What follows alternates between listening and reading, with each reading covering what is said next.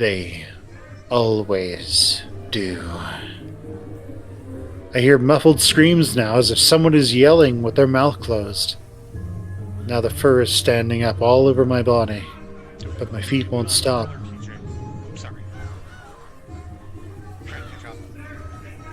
We are in the dream sequence. Yeah. TJ. TJ. Now the... Yes, but TJ's a twink. Twink. He's a Now- cuddly little kitty. Now Lean the, on the kitty. now the fur is standing up all over my body, but my feet won't stop. I keep going. I'm getting closer and closer. You're only moving in circles. I'm here. It's right here in front of me now. I'm reaching out, and I'm reaching out to it. Reaching out to touch it. I can't stop. I can't stop. Okay, so we can stop there. We just got out of the dream sequence, Kaiser. Now we're back at the fair, and Chase is gasping awake. I dreamed I was asleep on a twink, and it was a nightmare. I was asleep on a twink! I jump. My head jerks. I jump. My head jerks up, and my eyes snap open, looking around wildly. It's like I just came up from being underwater too long. When would an otter ever do that? Shit.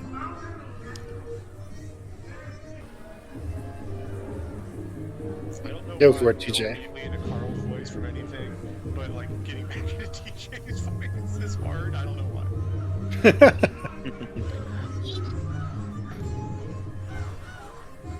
Go for it, TJ. I just did my wow. Oh, I think I just did it over his. you just did it and like cut out entirely. Whoa! He just did it so loud, just peaks instantly. What's going on later? I don't know. TJ and Carl both jump shortly after I do. I look back and forth as they stare wide-eyed back at me. It takes me a second to realize I'm still at Southwest Adventures, at the stage, watching shows. Jesus, fuck, dude. You alright? Carl! I lean forward and rub my face and my paws, trying to stop shaking. I'm fine. I just had this really bad dream where I was sleeping on top of a twink. It's just, the shudders just run down my otter back. I feel a small paw on my back as TJ rubs it. What about? I, just told you guys, sleeping on a twink. Where's my Leah? I'm not really sure, just a really dark place and some weird things were there. That does sound pretty creepy. What kind of things? I think for a minute. The weird crawling thing, the screaming thing. I pull my head up, looking towards the stage, which is empty right now. It doesn't matter. It was just a dream. Hey, what happened to the show? Carl chuckles next to me, leaning back again. You missed him, dude. We've seen like 3. Yeah, they even had a segment with otters doing water tricks. We thought about waking you up for it, but you were in a really deep sleep, as if you were being possessed by a ghost. That's too bad. I always loved seeing my people laughed at for the swimming clowns they are. We are. Go on to bed. Carl checks his phone, which he already has out. Been like 3 hours. We could probably get some lunch now. Damn. Because that's my one character trait, you guys. Food. I'm a stoner who eats constantly. That's why I'm fat. Food and pot, that's it. It's my Yeah, personality. food, pot, throwing up after rides. Well, he is a sheep, so, he's used to just grazing all day, I guess. Uh, It adds up. Damn, I've been out for a while. I'm surprised I hadn't at least woken up for a few minutes, considering the uncomfortable position I'd been in. Yeah, laying on twigs, that's just never comfortable. They're kind of bony sometimes. Usually pretty warm though. This one's kind of fluffy, though. It's all right. I guess you feel better then. Yeah, I've been feeling better for like the last 2 hours. Now I'm hungry, much better. It's already 2 p.m. and I've composed myself. For the most part. So I take out my phone and text Leo. We're kind of hungry. We should meet back up. He gets back to me pretty quickly. Mostly done with rides anyway. Meet at food court. We meet Flynn at the table at the food court where he's already bought some pizza. Carl immediately sits down and pries open the box, taking out a few slices. Oh, well, of course. You guys have fun? It was alright. We watched a few shows about our date species history. Chase took a nap. Flynn eyes TJ, who doesn't say anything as he sits to take out his own slice of pizza, a bit more daintily than Carl had. Feeling better, Tej? Yeah, I'm fine. TJ nibbles on his slice of cheese pizza. Yeah, well, the pizza here is a hell of a lot scarier than any of the rides. So you're braver than I am. Where's Leo and Jenna? Flynn rolls his eyes and nods towards a row of carnival games to the right of the court. Fighting. They've been playing those games for a fucking half hour already. I'm not surprised. I grab my own slice of pizza and a napkin and make my way over there. Keeping with the theme of the Old West, the carnival section of the park is decked out in fake saloons and brothels. I spot them pretty quick. Hell yeah. I spot them pretty quick. Leo's holding out a pink unicorn and Jenna's carrying a green dragon. They seem to be in pretty good spirits, though Leo's grin is a little tight. Looks like a pretty successful haul, you guys. Hey, Chase. Jenna's grinning, looking a little smug as well. You guys finished? We're eating now. Leo shifts the giant unicorn around. Yeah, we're pretty much done, I think. Damn, Leo, you must have won something pretty hard to get that. Yeah, that was me. Sorry. Yeah, that was me. I look over at the green dragon Jenna's holding. But what about that? Yeah, I won this too. Oh, well, I'm sure you won a couple. Actually... Yeah, I've beaten him at every game. Ha ha ha ha. Yeah, well, you're visiting. I want your memories of this vacation to be good. Man, that's Obviously. some good copium he's smoking. Obviously, I'm getting to your head, though. It's getting to your head, though. Oh, please. Chase, you should have seen his face. Sour grapes the whole time. Oh, really? I would usually stay out of stuff like this. Leo always got a little carried away when it came to competition, especially when I was around. But it was kind of funny seeing him act like this. No, addicted. Let's just go eat. Wait, there's a high striker. Why don't we show Chase who's stronger, huh? Leo contemplates that for a second, but seems pretty confident about this one. He's literally almost twice the size of Jenna. I don't know if that's very fair to you, Jenna. I mean, He lets that sit, and honestly, I have to agree. Jenna, though, gets a little fox gleam in her eyes that I knew meant she knew something we didn't. afraid I'm gonna woo your ex? Wow, He actually Jenna's going all out. My muzzle flushes under the fur, but that only seems to decide things for Leo. A confident smile replaces the sheepish one from before. Oh yeah? He flexes his shoulders and sticks out the stuffed unicorn to me. I stuff the last of the crust into my mouth and reach out to take it. Jenna does the same, and I'm hugging two massive stuffed animals to my side, tripling my girth. Alright, let's do this. Step right up, test your strength. $3, 3 tries. Ring the bell and win a prize. I'd like a try. Oh, we have a taker. Big, strong wolf like you would have no problem at all. $3, please. Leo hands over the money, and the carney hands him the mallet. Leo points at me with a grin.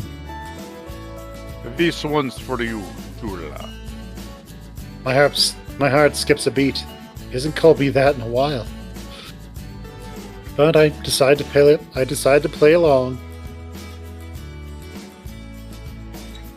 don't disappoint me, Leo. I really want that stuff ripping. I point to the griffin on the carney's long shelf of toys. Sure thing. Leo spreads his legs, squares his shoulders before raising the hammer and bringing it down hard onto the rubber-looking pad. It's a pretty hard mark. It's a pretty hard hit, but the chaser only raises up to the 40 mark.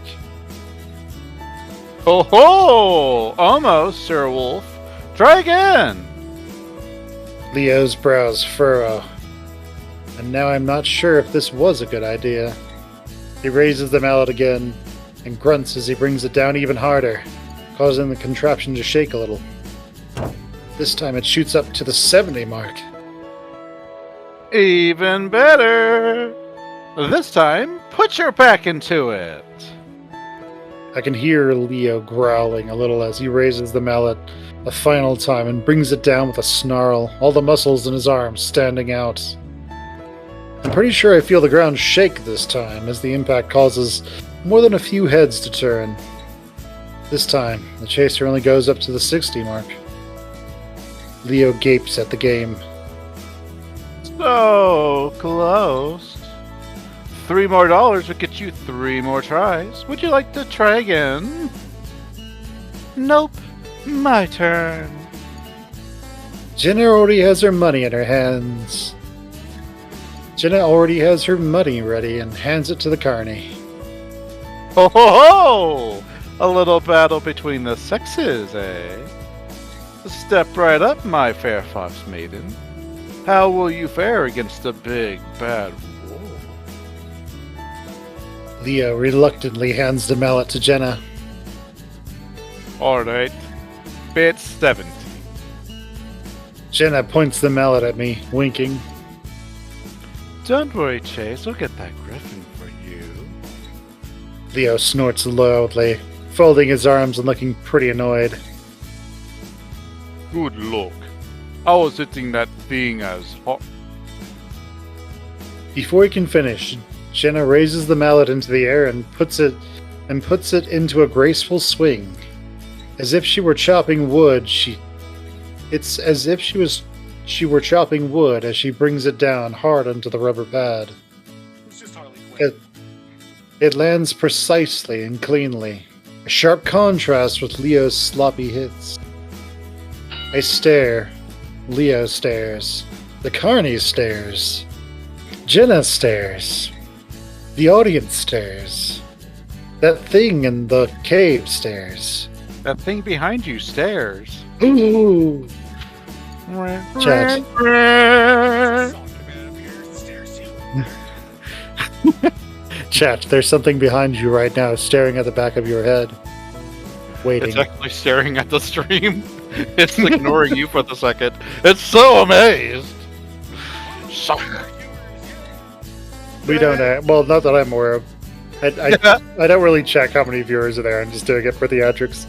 Jenna simply raises her paw into the air. yay!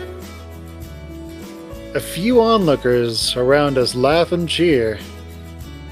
Ho ho my! The fair fox has won. Come over and pick your prize. He glances at Leo. Sorry, lose buddy. The feline shoots a sympathetic but also amused smile at Leo. The feline shoots a sympathetic but also amused smile Leo's way before turning to the onlookers. See that? A female fox, half the size of this male wolf, has rung the bell. Could one of you be next? Leo looks mortified, but quickly changes his expression to a sheepish grin. He doesn't seem to want to look at me.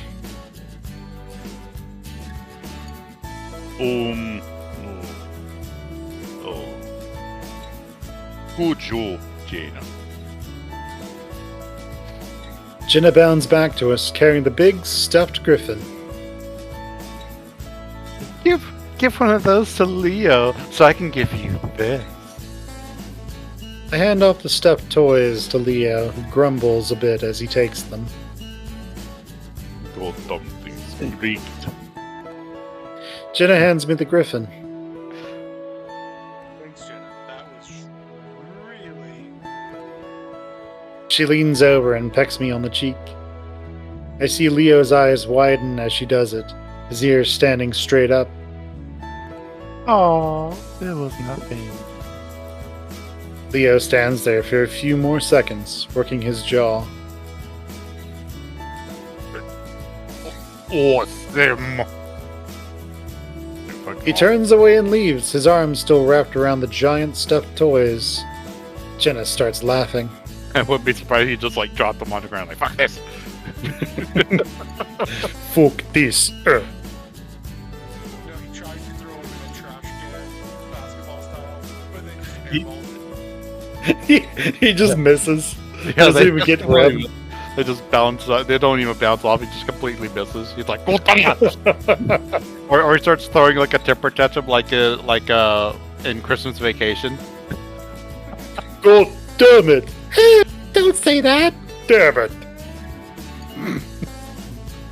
Oh, oh, hush. He'll get over it. He's just so damn fun to tease. I have to agree, but not when I'm being used to do the teasing. He's really sensitive about the whole thing. You guys talked it over, didn't you?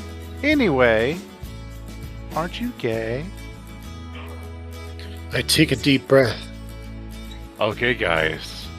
Is he Okay, gay? folks. The biggest choice of the game. Alright, let's get a Twitter poll going for all our many viewers, and then. Right. Tweet your response now! Yeah! So what do you got? What do you guys feel? Gay or bi? Let's go with bye. Let's go bye, baby. That's 2 for bye. We're doing bye. Bye. And you We know, have 2 votes for bye. I think NSYNC votes bye, so that's a total of 5. We're going bye. Oh, goodness. No. Not really. Hmm? Yeah, obviously I liked Leo, but like I liked girls too. Wait, nudge, nudge, Jenna. Oh, interesting. Really good with my tongue. Mm. I sigh and rub my eyes. I sigh and rub my eyes with my paw. Still a little tired. Hey, hey, don't tell Leo that I work at the state fair every year. Wasn't planning on it. She's got insider information. This Yeah, is she insider knows. trading. She knows exactly where to hit, and how to hit. Well, I assume she just had absolute hand-eye coordination, which is a family trait, according to me. Yes. The rest, Are you saying that she slapped you in the face a few times? She knows exactly where to slap to lay you out. from No, maximal, Tom like, McKay had that power, and she's got it genetically. Because that's how oh, genes okay. work, right? The rest of the day is pretty relaxing. We ride a few more of the mellow rides. Leo seems to cheer up when I volunteered to sit next to him on the Ferris wheel. TJ even built up his courage to the point where he rode the swinging ship. Flynn and Carl rode the slingshot ride together, and with the video feed from the ground, I think it's the first time I've ever seen Flynn scared. Carl did end up barfing after that one. By about 6 p.m., everyone's tired enough that we agree to head back. I'm still exhausted, so I sleep for a half hour. Sleep for the half hour it takes to get back to the motel. When we do get back, I notice how good the sun looks right now. With a sigh, I remind myself that I'm here to actually get a project done, not just play around. So, as everyone sits in the motel, I let them know that I'm about to shoot some B-roll, gathering up my equipment and heading out into the heat. Dragging it outside, I set it up, sweating even under the evening sun. Even this late in the day, the heat was pissing me off. For some reason, it's a lot cooler in Pueblo. Hey, they're near New Mexico, aren't they? My mind drifts back to the many days of summer under the blazing sun, the temperature rarely dipping below 100. I'm amazed poor DJ never had a heat stroke. When I put my eye to the viewfinder, I'm a bit disappointed with how broken down the town looks, even with the amazing backdrop. Oh, what a dump. I'll say. It's then that I hear footsteps and talking behind me. I pause my recording and turn around. How's the filming? It's alright. Kinda ran out of sun, but it's okay. Echo looks like crap no matter what kind of light you shoot it in. Do you need us to keep quiet? Nah, I'm just shooting B-roll. Was about to come back in. Let's stay out here a minute. Carl and Flynn are getting a little loud, bumping against the wall, you know. Besides, I wanna talk to you two. He wraps his arm around Jenna and reaches out the other one to pull me in so that we're both flanking him. I feel my shoulder pressed into the warm bulk of his side and chest. He's always been taller than me. His eyes barely come up to his chin. My eyes barely come up to his chin. His eyes they barely come up to his chin, huh? They're just all like in his neck or something. He's an alien. They're on stalks. They just like look all around. Yeah. No, it's just crouching like Legoshi. It's just wolf. Crouching wolf dominant fox. With stalk eyes. He's It's a always been Pokemon. he's always been taller than me. My eyes barely come up to his chin. But now it seems like he was almost twice as wide. He's definitely put on more muscle since I last saw him. While he was always pretty muscular, he'd been more on the lean side. Now his chest and biceps pulled his shirt tighter. Yep, can you It tell felt he's the ex? What's that? Can you tell he's the ex-boyfriend? Yeah. Hmm. It felt nice, though, like something very sturdy wrapped in velvet.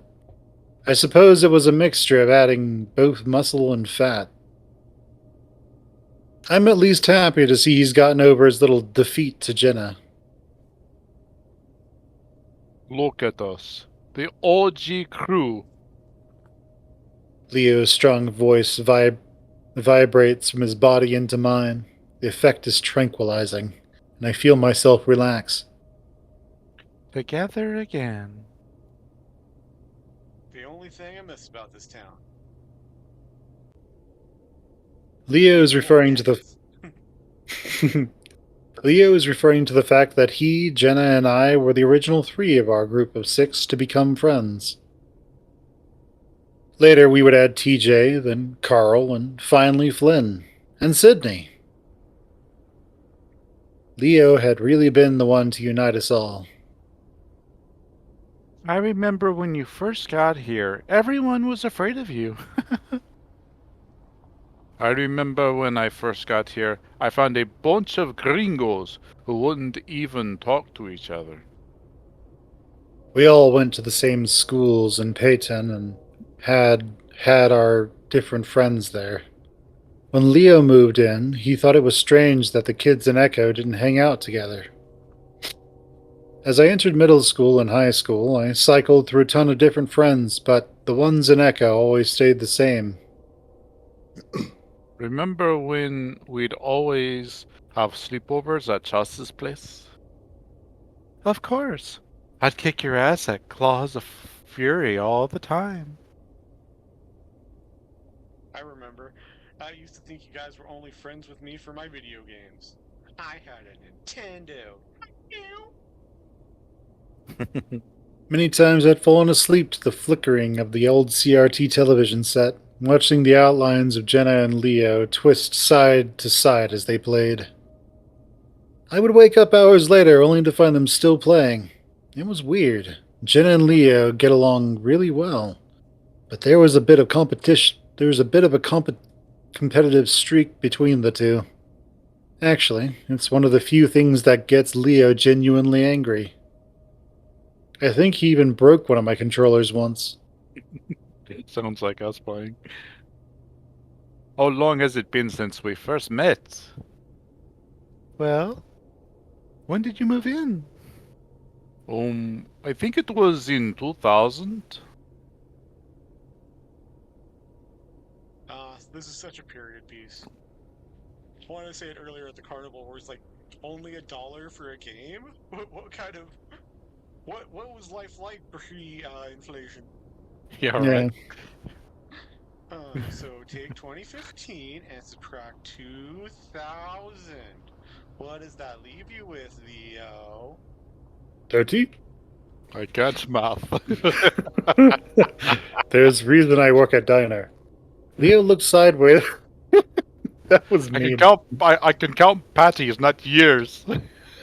Leo looks sideways at me and smirks. There's a flash of a white canine as it appears from under his lip for a moment. He leans forward and bites my nose off. You'll think yourself a real hotshot now that you're in college, eh? I smirk back, though I know my canines aren't as impressive. Pretty much, yeah.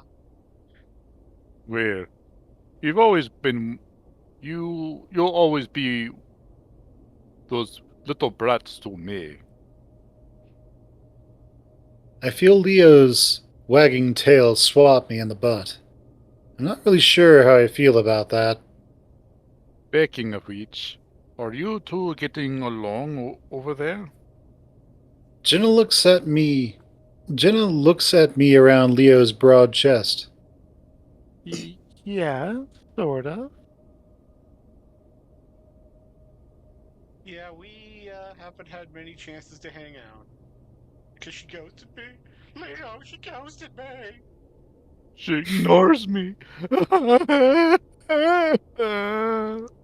I'm in normal college. She's in. She's in the cognition college. I'm in dumb journalism college. Eh? Why not? Well, it's college. It's also a pretty large university. I don't even think we've even seen each other in passing.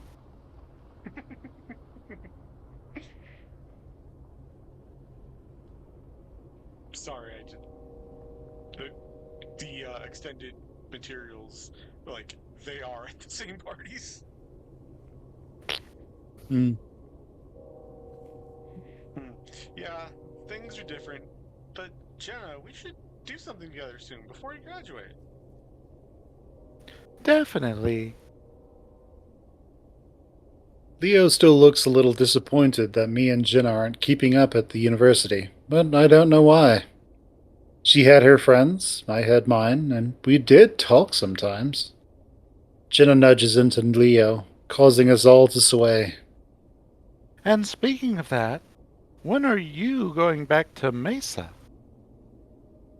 Mesa is the community college in Peyton. Leo went there for a few semesters before taking a break. And by break, I mean he quit. We'll see. I'll have to talk to my parents. It's just starting to get really busy. Why don't they hire more people? You know, you would have graduated by now. You would have had your master's by now. Leo sighs. It's about committing to the family business, not the help he needs. Jenna rolls her eyes, blowing out some air and ruffling the tuft of fur on her head.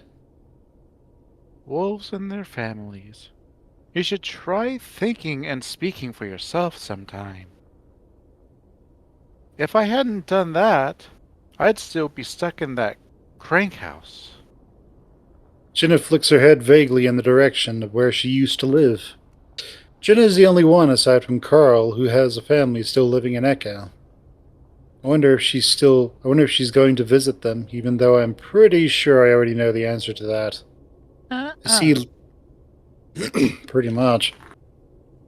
I see Leo tighten his arm around her shoulder, but she goes on without missing a beat.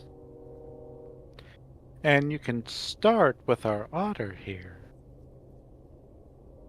I look up, caught unawares. What? Jenna, I'm serious. Jenna puts her paw in Leo's face, cutting him off.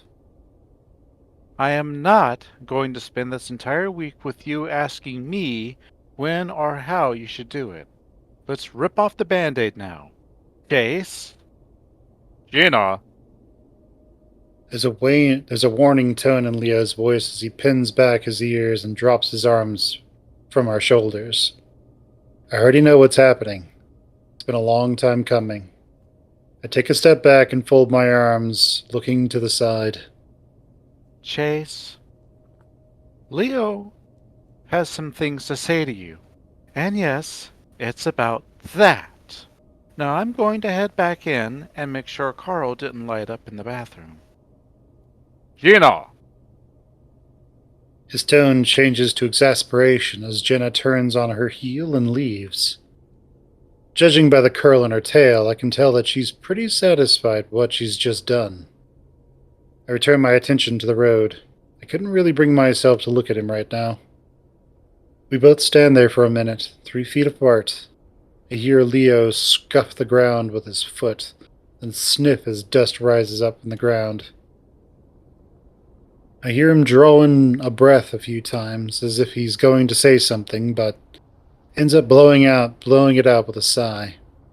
We were never good at this, probably why it ended up failing like it did. Leo. Oh, I'm sorry. I'm sorry, Chase. For what? Not talking to you about this when I should have. Talking to Jenna when I should have been talking to you. He reaches out and sets a paw on my shoulder, the silver anchor of his wrist glinting just a bit in the fading light. He smiles at me, but I grit my teeth. Why are you still wearing that? His eyes flick from the bracelet, then back to my face, expression turning defensive. Why aren't you still wearing yours? Don't you remember what we said? I sigh, looking at the scattering of clouds behind Leo's head. They're tinged in soft pink from the fading sun.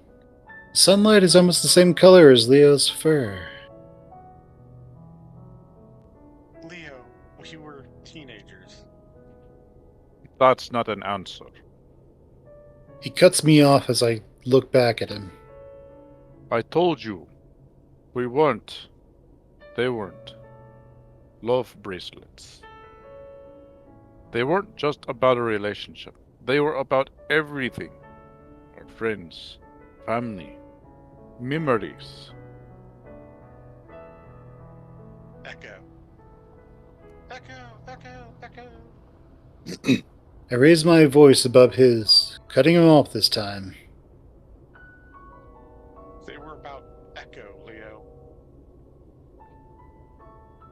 We stand there a while, and Leo's looking closely at me. Expectantly, his ears tipped forward. His eyes pierce me like amber shards. It was always hard to look him in the eye during our arguments. What, do I have to say it?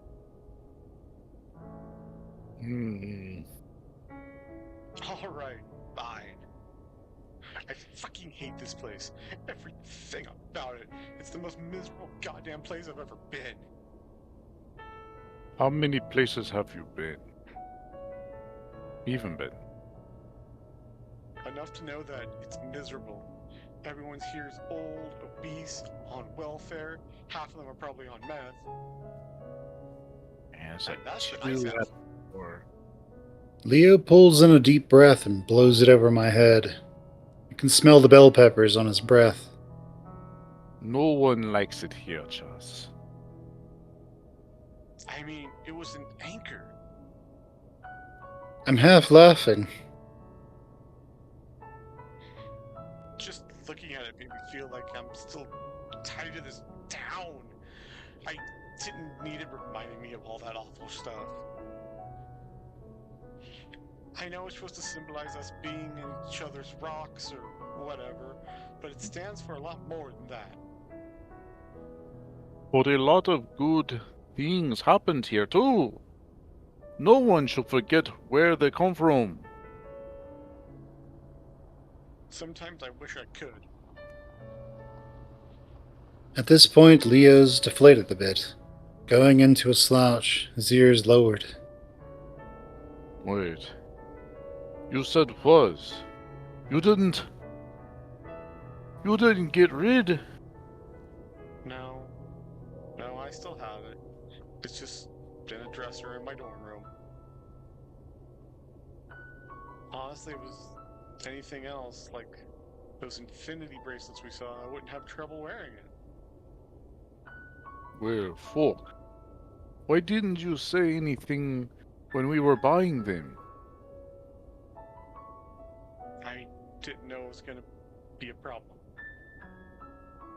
Leo takes in a deep breath again before blowing it out, puffing out his chest this time.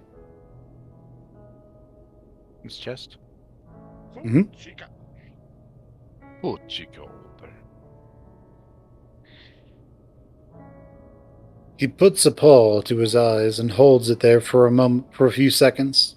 It's a pose I'm pretty familiar with. Even though I haven't seen it in a few years, I'm hit with a wave of memories, mostly of me frustrating or embarrassing Leo somehow. We'd decided on the anchors mostly because they looked pretty. Leo had referenced some wolf metaphor about roots and how we'd always be drawn back to them. Also some bullshit about how otters were great sailors, but really, it was just the aesthetic. For some reason, over the years, I'd begun to associate the anchor with being stuck in Echo.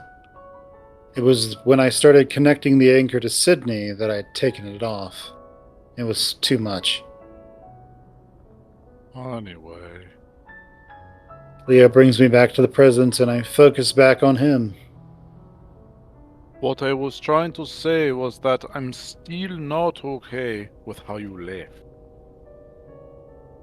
Leo, I said I'm sorry, and I still am. Or you stopped talking to me for a while. Fine. Okay. I was a kid. I thought I had a good tactic. Like Jenna said, rip off the band-aid. You know?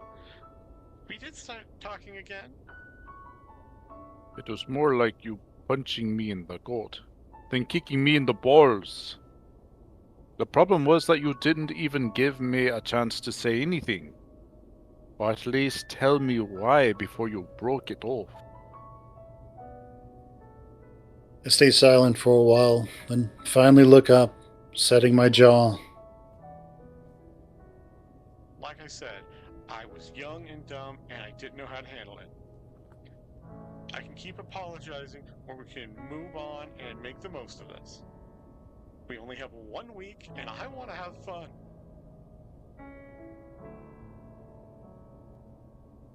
Leo looks to the side, paws on hips, as if contemplating, then looks back at me with a smile. Alright, fine. But don't think you're off the hook. I still want to talk soon. Soon, just not right now. I stand there awkwardly for a few moments. Then, because it feels appropriate, I step in to give him a hug. He takes it willingly, and he's warm and strong. For a moment, I wonder why the hell I dumped this guy. Just then, someone lays on the horn as they drive past us, pulling me out of my reverie. I think this is yeah, I think that's supposed to be like Clint and gang. Hmm. That's what I interpret it as. I lean back so I can watch the car speed down the empty road. Leo keeps holding me though, and he just chuckles. Echo hasn't changed much, has it? No, it hasn't. As we're saying our goodbyes, I remind Leo about the shot I need of the lake. He says he'll talk to the other two about it after they leave. We all say our goodbyes before Leo, Carl, and Flynn take off. TJ takes his usual hour to get ready for bed while Jenna does some schoolwork. By the time I'm done brushing my teeth, I'm grateful to see both of them in bed. I get into the covers next to TJ and lay there for about an hour, staring at the ceiling. Slowly, I slide out from under the covers, careful not to wake TJ. Quietly, I slip on my jeans and grab my jacket before heading out the door. TJ gets all ready and he's like, "Does this bed make me look fat?" Toby builds a small sandcastle next to the lake, in the process of digging a moat around it. Jenna drops a few twigs next to it before running off to find more decorations. Flynn is talking to Sydney, pointing at Toby's sandcastle. Sydney looks hesitant but excited.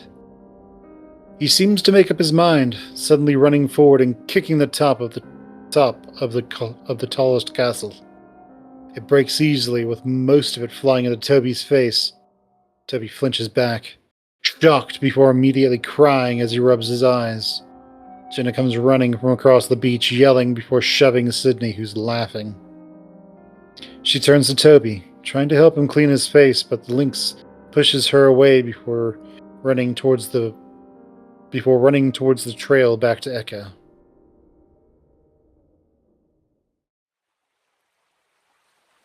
Monday. Seems like a good time to go use the restroom again. What do you guys think? Yeah, Yeah. it's the real big emotional moment. Oh, yes. Well, yeah, To the restroom. yeah, this is the big scene coming up, so yeah, we gotta be ready.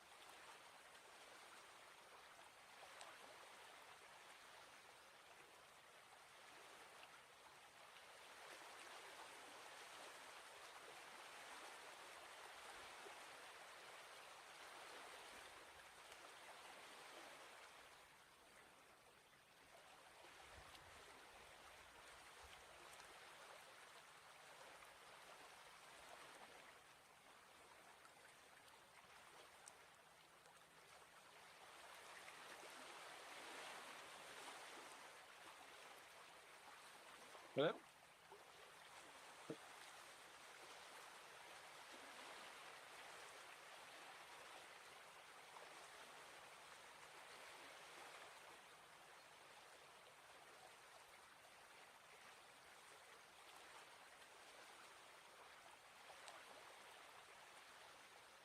All right, so I guess I'm the only one here again. So again, I'm Kaiser Hoon. Um, you know, I find the setting of Echo just it's a fun place to write about because especially because kind of what we've been seeing is they're mixing ideas of when the hysteria happened. So I'm just interpreting it as the hysterias are just an annual ongoing menace. So yeah, the one in the 1870s with James Hendricks and Jenna's ancestor, John Begay, was the first one. Then the next big one is going to be the smoke room, and then there's an entire century between that and this game. So it's just kind of like, what would they be doing? What would the Smoke Room Boys be doing in like 10 years? So, because I mean, it's 1915. So then, like, that's like the end of the Wild West, because they're out in the, hinterlands. But at the same time, like, Prohibition would be like only a few years away. So it's just like, you know, kind of changes up the setting. So I thought that would be a fun place to put that in my show. But yeah, if All right, everyone. okay, I'm here.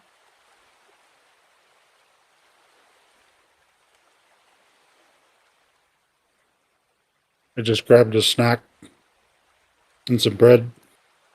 I had to get more water, so. Mm-hmm.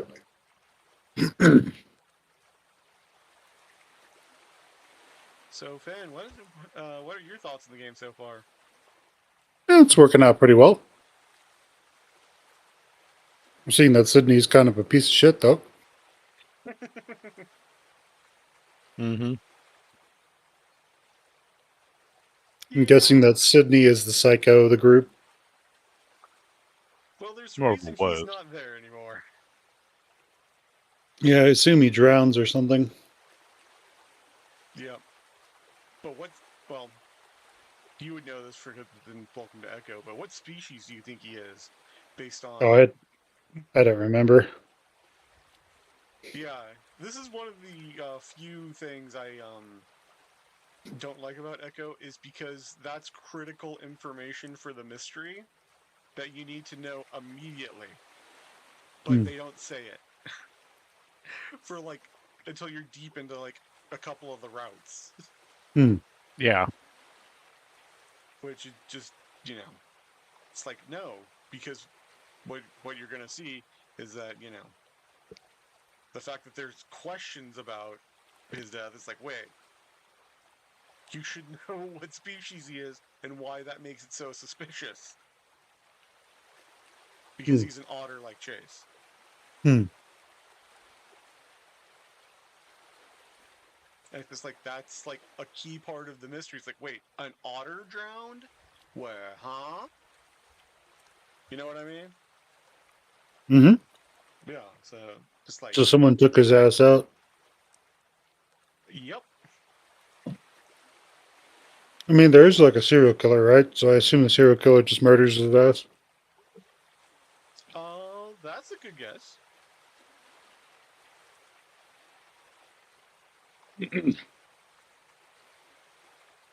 Okay, are you guys ready? Is Taz back? I have no idea. Yeah, I haven't heard him yet, so. Yeah, I'm Okay. All right, you guys ready? I've just been listening. Oh, I got a little snack too. Let me know when you're ready. I'm good.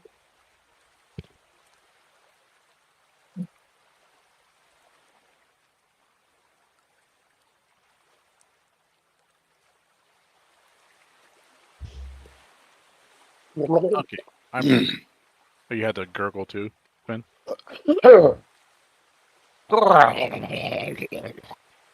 And now we're joined by an octopus on the stream. There's a little bit of bread that's stuck in the back of my throat.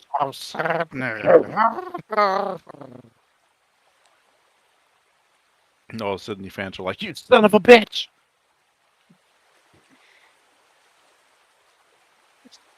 Okay, I'm back. I'm ready. Blah, blah, blah, blah, blah, blah.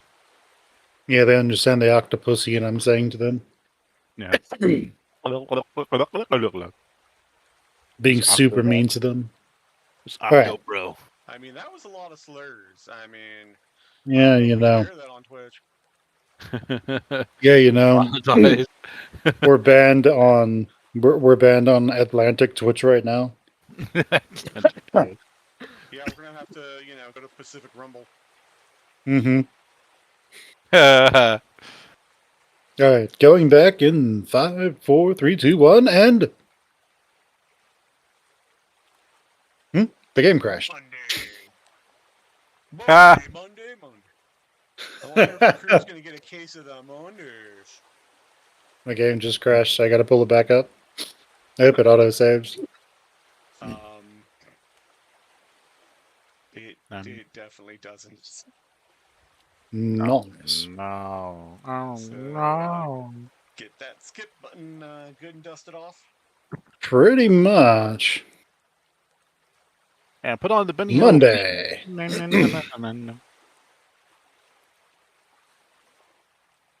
Okay, I need to get it to where it's actually detecting the game again. I can see it on yours. I'm watching the stream as well. Yeah, but there's no audio for it. So to do that, you just switch it off, then switch it back on, and that works. I see. The Yeeyaw River feeds Emma Lake from the north. It's a farther drive than the lake itself, but it does have a few nice clearings along its edge. One of them has a few branches and a rusted to hell public grill that I'm sure no one has used in decades. This is the place that we go. As we're unloading Leo's van, I decide to get the B-roll of the lake right away. It won't have much of a presence in the packet, so I think I'm just gonna narrate over it later. The actual lake is only a few minutes walk from here. It's a bit difficult navigating around the sagebrush, but I know I'm gonna have to check for ticks later. It's very smart brush. I mean, to be fair, Mm-hmm. it did a lot of studying. Oh yes, very sage. It's very sagey. By the time I reach the lake, my friends are pretty far behind me, hidden behind a few bends and hills. I'm getting uncomfortable with the idea of me holding this camera while I navigate this terrain. It probably would have been better if Leo had just parked the car next to the reservoir while I got out to film, but I guess that still wasn't okay.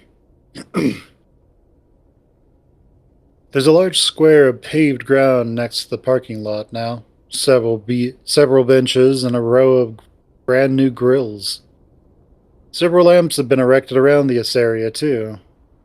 Leo was right about the town trying to turn the reservoir into a recreational spot. I can actually see a few jet ski boats skimming through the water, leaving long trails of white behind them. There's even what looks like a feline of some sort fishing in the shallows. It would explain why the motel was still in business. Lake Emma is fairly small, only about 12 miles long and 5 wide. I look around before climbing to the top of a nearby hill to get my shots.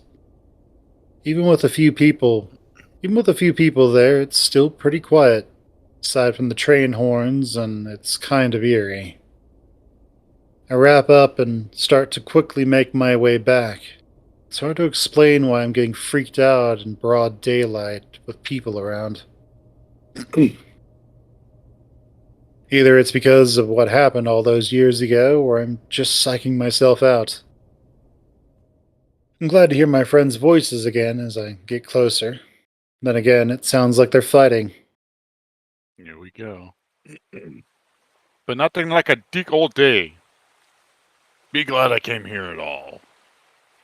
Apparently, it would have been better if you hadn't. Maybe I should just fucking leave then. It sounds a lot more serious than our usual squabbles, so I quicken my pace. They seem to quiet down a bit once they see me coming. TJ's off to the side, looking out over the river, occasionally throwing a rock into it. Carl's sitting in a lawn chair, one of 6 that had been set out in a semicircle. He has his chin on his fist as he lazily stares at me. Jenna and Leo both stand next to each other, looking at Flynn, who's got his back turned, rummaging through the cooler. What's wrong? Leo sighs. Nothing. You get your film? Yeah, I got it. The silence is still awkward, and I have no idea what the hell to do with myself. I finally realize that I'm still holding the camera and decide to put it out of the way. Hey, I'm gonna go for a quick swim. Haven't been in the water for a while.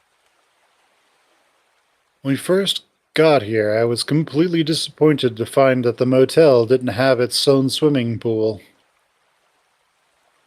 Being an otter, I usually like to swim at least once a day, if not more. It's been about 3 days and I'm feeling angsty as hell for it. Flynn finally turns around, a beer in his hand, as he cracks it open. It was true that he'd been acting a bit strange today. He'd held the entire trip up by a few hours, and when he'd finally shown up, his eyes were bleary and he seemed sluggish, like he'd been up all night. When we had asked if he was all right, he brushed us off. Yeah, thanks for helping. Yeah, thanks for the help setting up, Chase. You're about as useful as the fat ass here. He swings a paw holding a beer at Carl. Sleep. So enjoy that swim while I set everything out. Yeah, I will. And make my soda diet while you're at it. With your alchemy powers. Because you can just take the sugar out of a soda, apparently. Oh yeah, he's like, and then it's done. Yep. I've had it with Flynn. He's souring the trip with his need to be an asshole. Go fuck yourself. I ignore him as I strip off my shirt and head into the riverbank. I pat TJ in the shoulder as I pass him before slipping into the water. We're currently in the middle of a drought that has lasted for the past 3 years, so the water is low. Only about 10 feet at its deepest. It's enough, and God, feels good. It's spring, so the water's pretty cold. I swim back and forth a few times before finally diving in. Eventually I settle on drifting to the bottom, laying and gripping onto the rocky floor as I stare up at the shimmery light above me. I feel a gentle current run over my body. It's nice to be away from all the tension above me. I feel isolated, alone. And for now, that feels good. Only I could really come down this deep. The others not being able to hold their breath as long or being too little.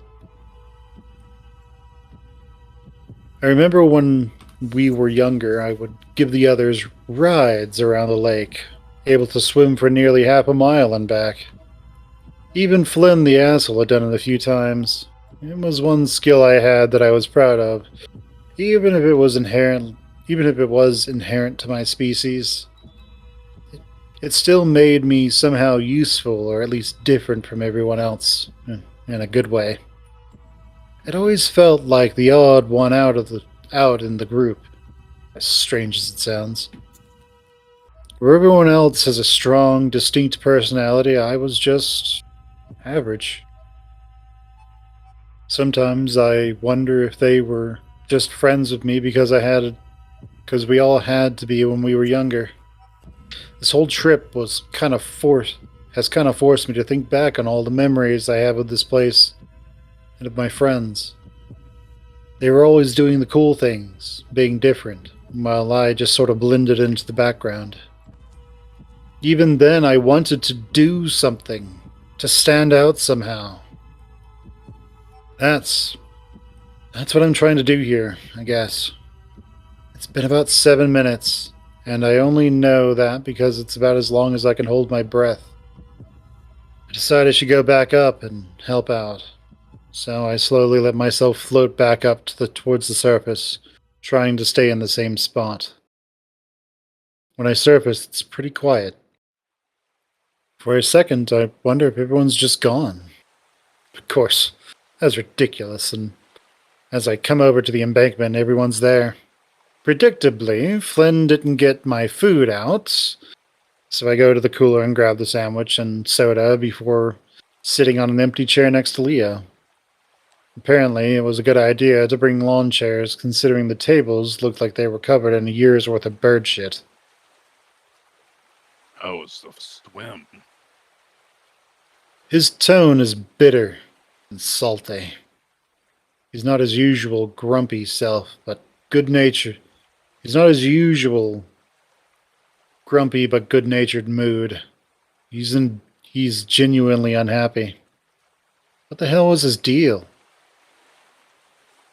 Amazing. I gotta come back here sometime during the week.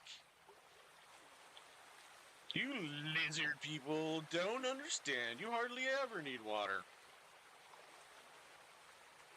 It always scares the hell out of me when you're down there that long. I'm built for it. I'm Chase. I'm built different. Remember when you'd give us rides? That was fun. Remember when you'd always scream like a girl when Chase would go out too far? Oh wow, I remember that now. Hey, I never really liked water. Cat things, you know. Anyway, Chase would do it on purpose. He knew I didn't like being out to a certain point. Carl looks at me.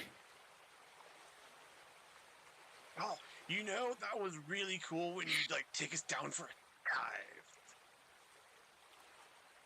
Oh yeah, Chase was like our little submarine. I'm starting to get that otters are swimming clowns vibe again. Still, I kind of enjoy the attention. We'd get you to take us to the bottom so we could look for treasure.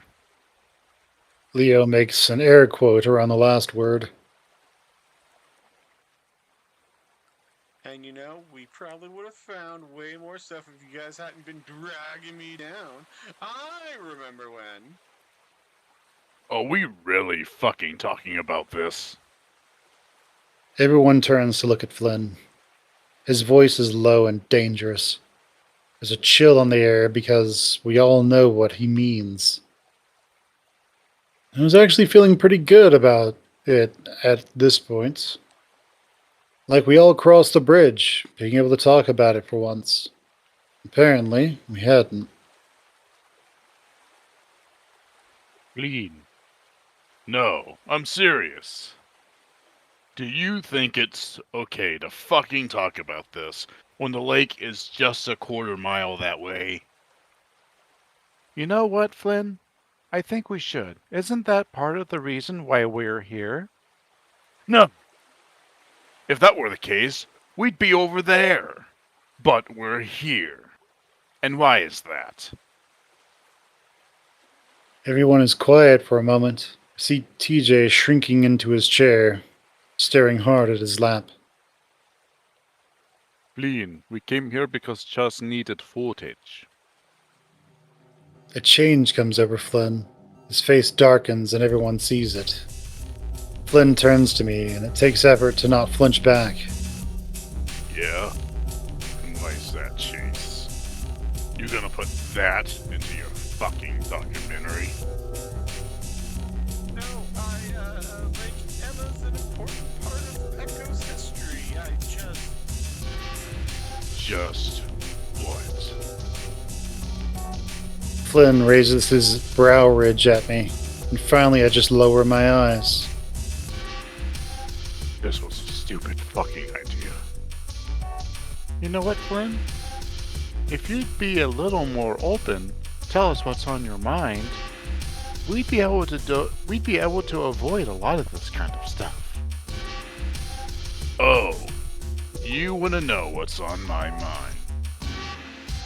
Flynn swivels and marches up to Carl. All right, let's start with you. You're fat, lazy, no motivation, no future. What the hell are you planning on doing with your life? Sit there, waste away in Echo, mooching off your parents until you're dead?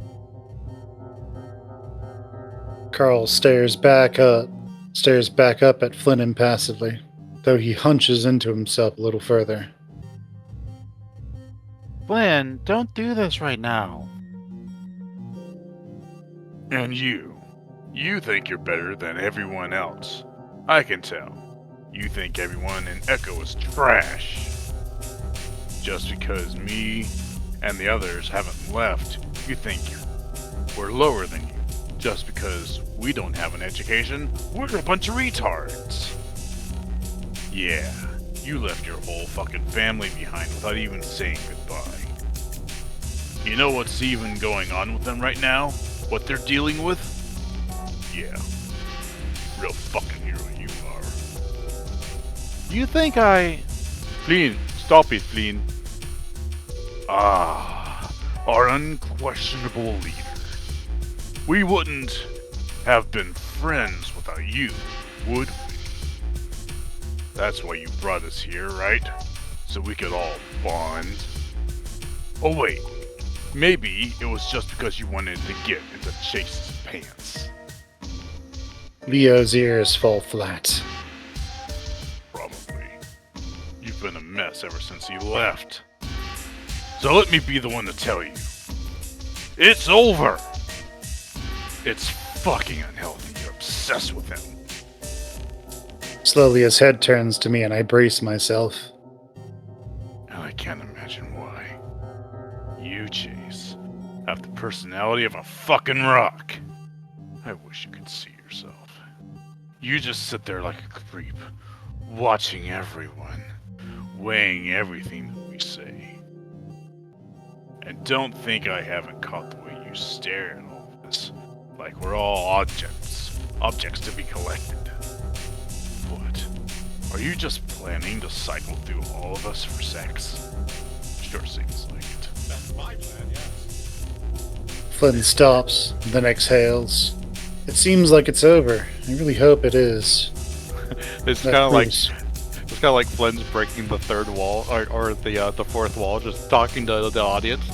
Potentially, yeah. Yeah, you're gonna do That- all the routes. See how sexy. Yeah. Yeah, every time we go on a different route, we're just cycling through just for pleasure. Avino and Tissue's on the standby. That seems futile, though, as Flynn slowly turns to TJ. I had silently prayed that the Lynx would make a run for it while Flynn had all his attention focused on us, but TJ looks apathetic. Like a statue, like there's no soul in him. Flynn pauses, though, as if he's at a loss for what to say. Finally, What happened, TJ? Please.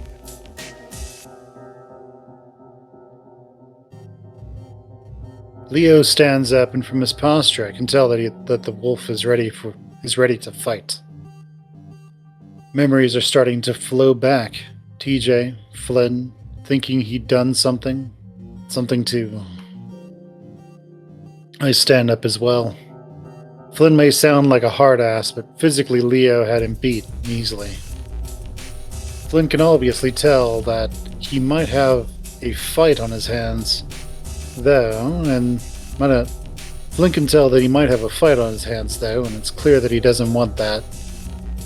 He drops his shoulders, seeming to shrink as if invisible strings had been holding him, as though the invisible strings that had been holding him up were cut. He turns to us, then gestures at TJ. I just want to know the truth. Can we just put a stop to this today? Right now. I don't think you know how much of a nightmare this has been for me. Not really knowing. TJ.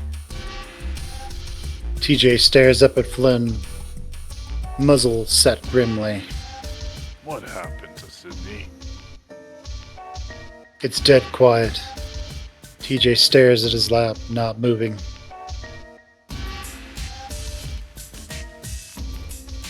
Come on, bud. Flynn holds up a hand towards me, still staring at TJ. Slowly, TJ looks up, his face still stoic, still made of stone. It's alright. I told you what happened. Bullshit! Flynn steps forward, but Leo's there to grab the back of Flynn's shirt and swing him around. I dodged out of the way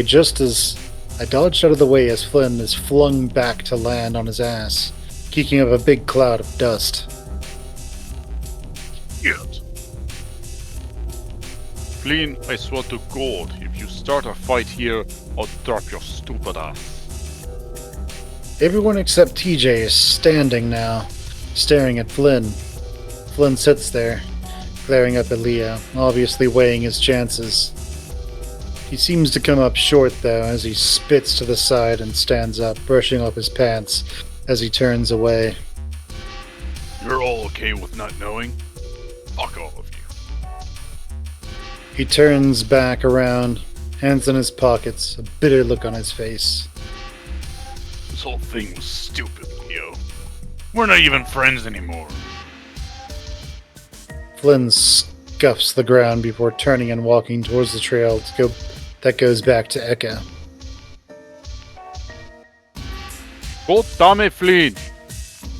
Fuck off. Flynn keeps walking, and it's pretty clear that he isn't coming back. I raise my paw and rub it over my eyes. What was he doing? He's a passionate guy that will sometimes just explode with all his insecurities before running away and hiding for a few days. He skewered us all like that before. That was classic Flynn. But he was especially mean. Dark. The part with TJ, I vaguely remember Flynn having some sort of suspicion, but that had been a long time ago. He'd been sitting on that this whole time? I look to the left and see that TJ's gone. Carl's still sitting down, but now it looks like he's pulling out a joint. Leo's walking off down another trail, cussing while Jenna follows him. I stand there, next to my chair, undecided. This is where we go after Leo, right? Yeah, this is where we separate into the route, so we will follow Jenna and Leo. I watch Jenna's tail disappear through the sage brush. They're headed down the same trail that I used to get to Lake Emma. Reading is hard. TJ! That's me. Go for it. Say it. TJ!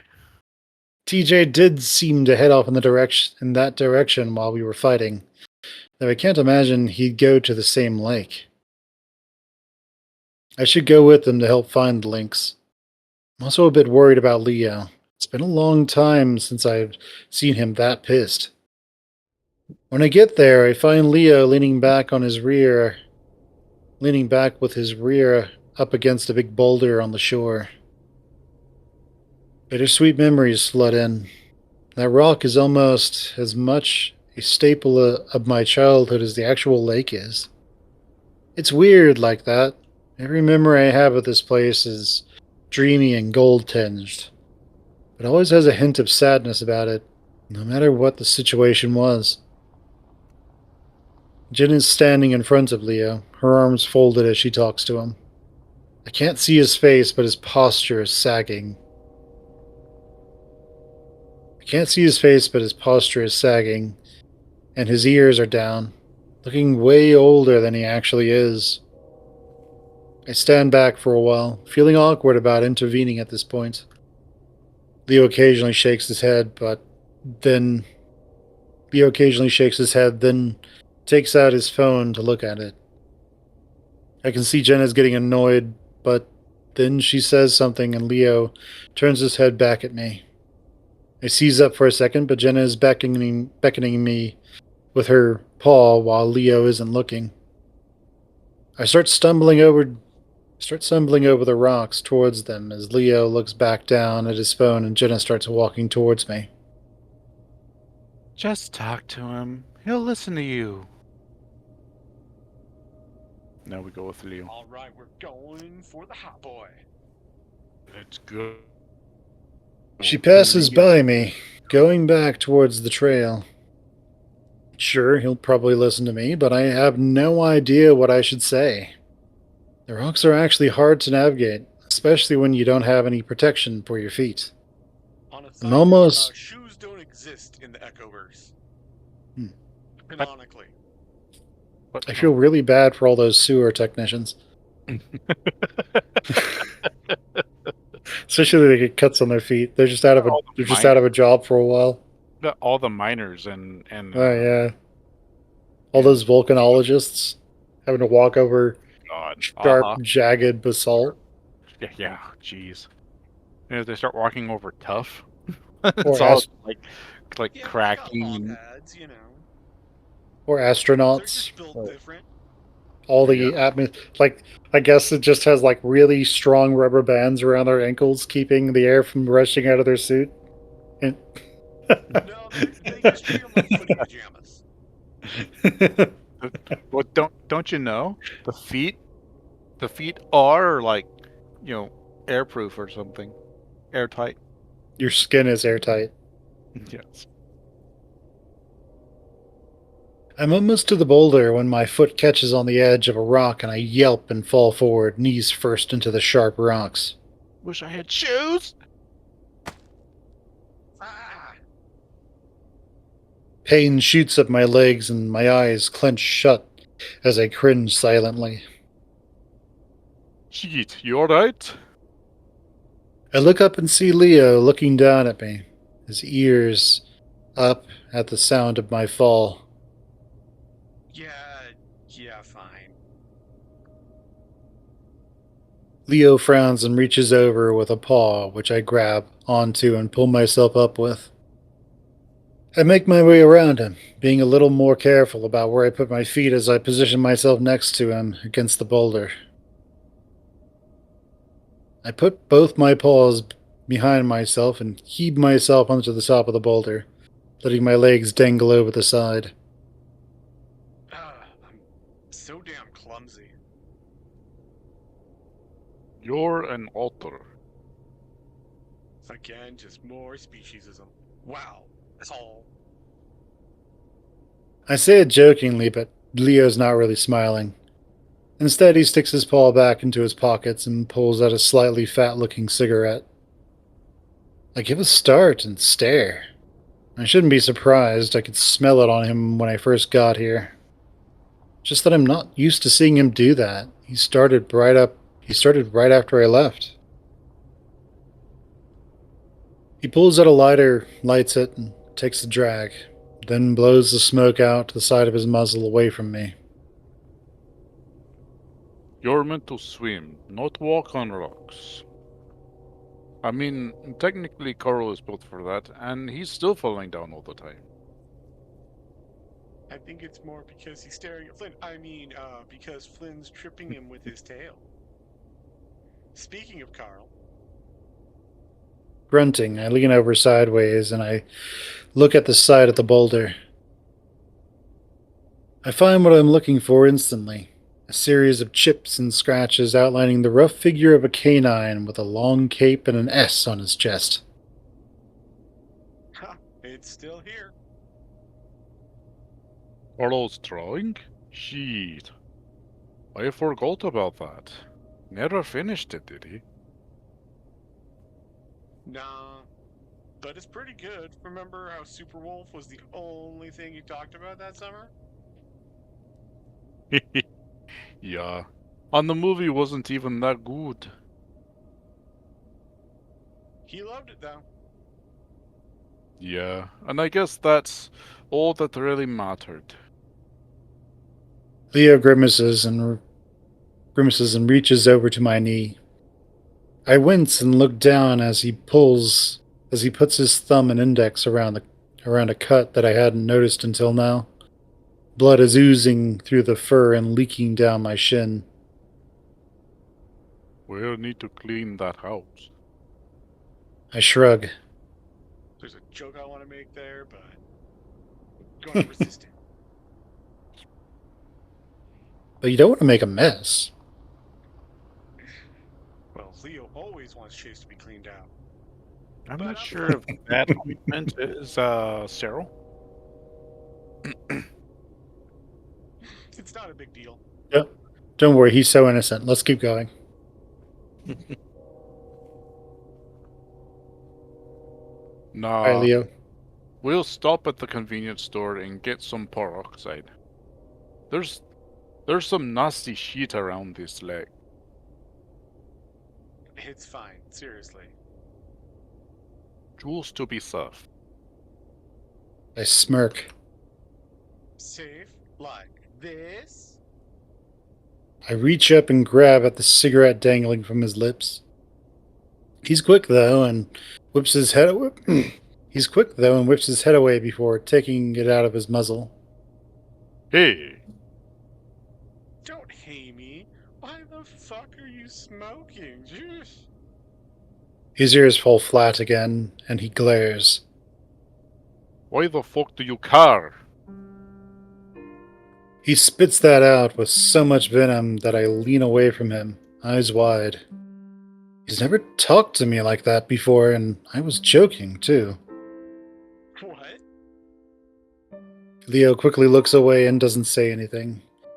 I stare at his face for a while, watching his eyes flick around as he just shakes his head.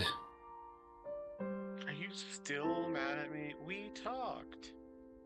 Of course I'm still mad, Chas. Talking doesn't just fix 3 years. All the progress I thought we'd made on Saturday was an illusion. Leo's just as upset as he'd always been about what happened. I don't know what you want me to say. What do you want me to say, Leo? That I was wrong to leave? That I should have stayed here? Not leaving me in the dark would have been a good start. Yeah, I fucked that up. But it happened, and I can't fix it. What do you want to happen now? Leo stretches his arms out to either side. Yeah. Leo stretches his arms out to either side, and one giant. It was like at the beginning. Yeah.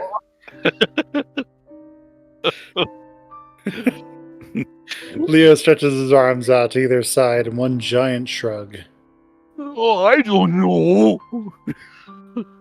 This is already familiar. Yes, it is. 1,000 past fights flash through my mind. Did we ever agree on anything? I slide off the boulder and Leo snaps his muzzle towards me, probably thinking I'm going to leave. Instead, I lean one paw against the rock as I turn to glare at him. Feels better yelling at someone standing up rather than sitting down. Oh, I know exactly what you want. Oh, chicka-chow, want to bow wow. Oh, do you?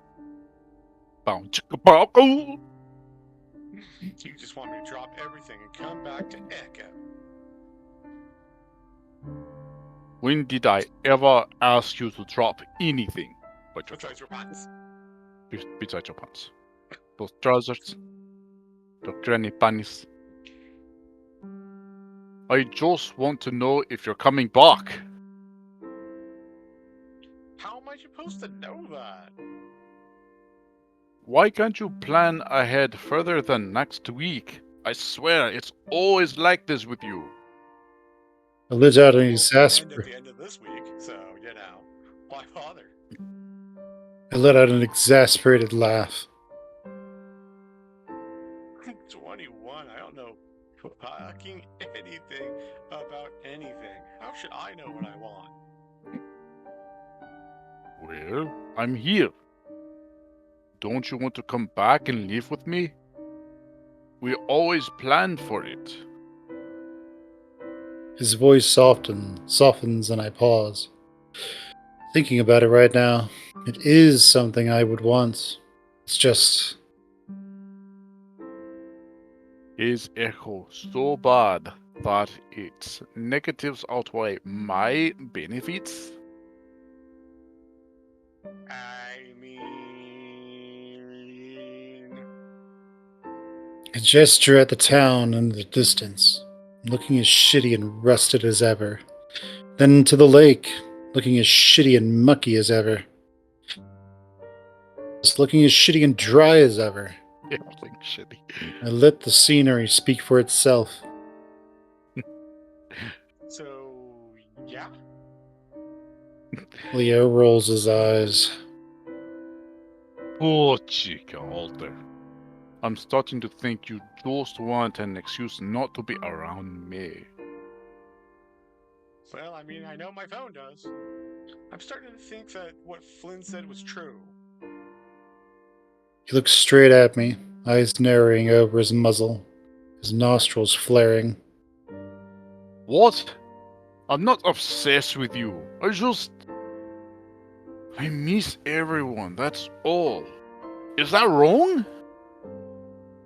I go quiet for a while and turn to look back over the lake, squinting at the bright, reflective flashes of light. It can be.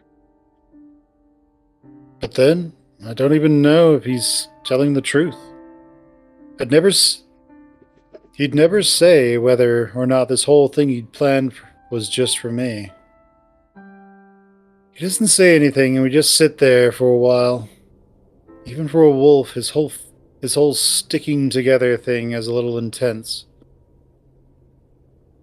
He'd brought us together at the very beginning, sure, but after Sydney, it was on a whole different level. He'd barely ever let us leave his sight.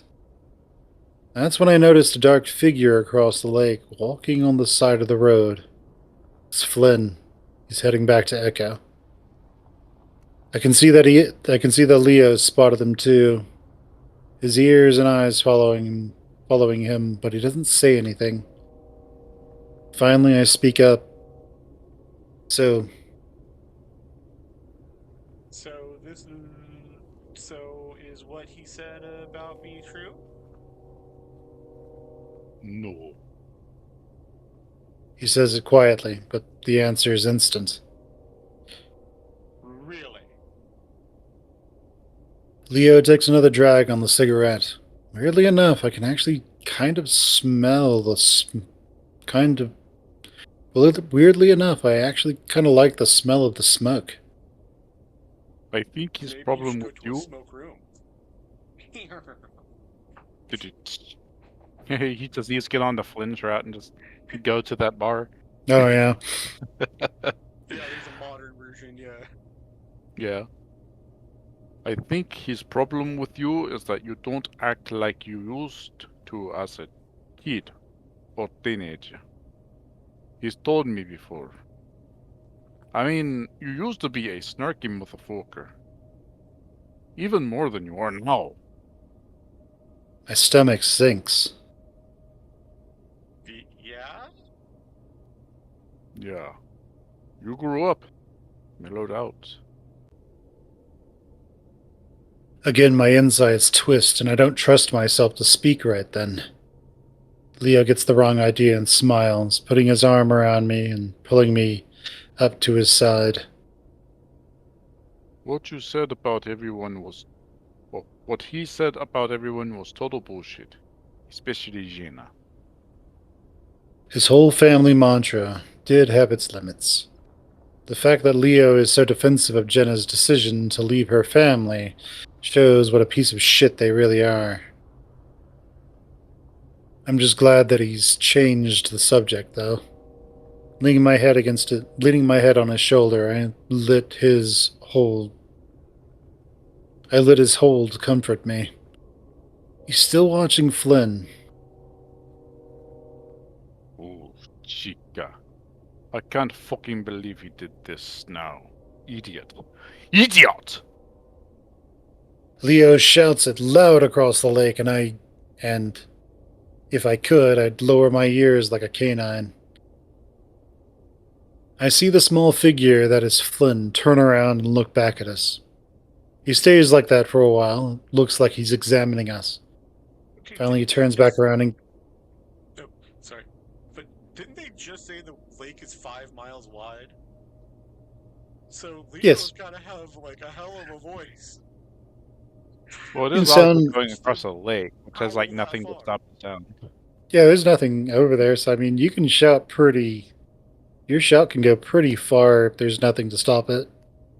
Yeah, and there's literally nothing. It's probably smooth lake days, not like Yeah, anything to like block the sound. So you probably yeah, didn't hear full on idiot, but you probably heard it. Yeah. yeah. The lake is probably smooth like some of Jenna's family members' brains is. Smooth brain syndrome. Or some X users. Oh! Finally, he turns back around and keeps going towards Echo.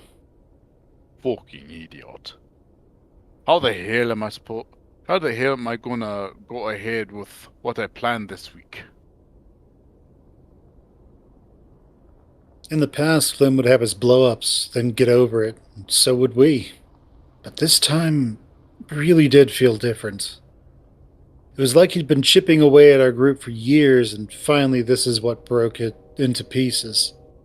Now there's no putting things back together. Maybe it would have been better if we didn't come here. It's sort of my fault. No, it's Flynn's fault. Do but to blame yourself. I don't know. We always had problems. Probably would have been better to just leave things as they were.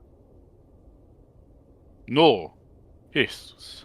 Why does everyone act like this whole thing? Echo, our friendship, is some kind of horrible tragedy. It hasn't exactly been a walk in the park. Life isn't a walk in the park.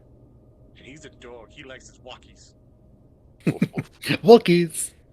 Yeah, I am goodest boy. I try to be goodest boy. Most jealous boy. El más jealous. This is where we come from. Find some good in it instead of bitching about everything. It could be so much worse. My parents told me stories about their hometown. And compared to where I was born, this isn't shit. He huffs out smoke through his nose, not bothering to blow it away from me this time, and I'm engulfed in the smell of tobacco. I mean, not to be an asshole, but you gringos have it easy. My mom got a phone call almost every month, telling her they'd kill my dad just because they had money. Leo's always been good at making me feel like a spoiled brat. I'm sorry. His arm tightens around me, and I turn my head to rub my nose into his chest. I can smell his musk under the heavy deodorant. It's a familiar smell I like. Don't be. I mean, we all play our cards, right? But try to have a little more perspective. He leans his chin on top of my head. I feel like we should have some boundaries since we're not exactly a couple anymore, but this feels right. I love this tone, and I love you guys. I just want things to work out, not to lose touch. We had something really special. You're such a wolf. Thanks. I lay a paw on his thigh and rub it slowly, thinking. I mean, is there really no way you could leave with me? That would make things so much easier. Please don't ask that. I can't leave them. I could never do that. You know this. Of course I did. We'd argued about it over 100 times already. I squeezed his thigh. So, are you still mad at me? I listened to Leo breathe in deeply, my head rising with his chest. No, Walter. I'm not mad. We just have a lot of things to figure out. But we will.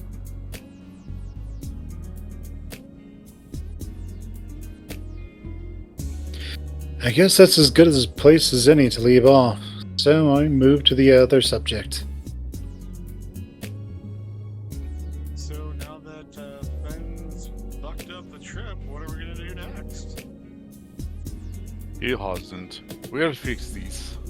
Just gotta get that Thankmas to apologize. But once I do, we have a birthday to plan. I raised my brows in surprise. It wasn't anyone's birthday anytime soon. Whose birthday? Carl's. Carl?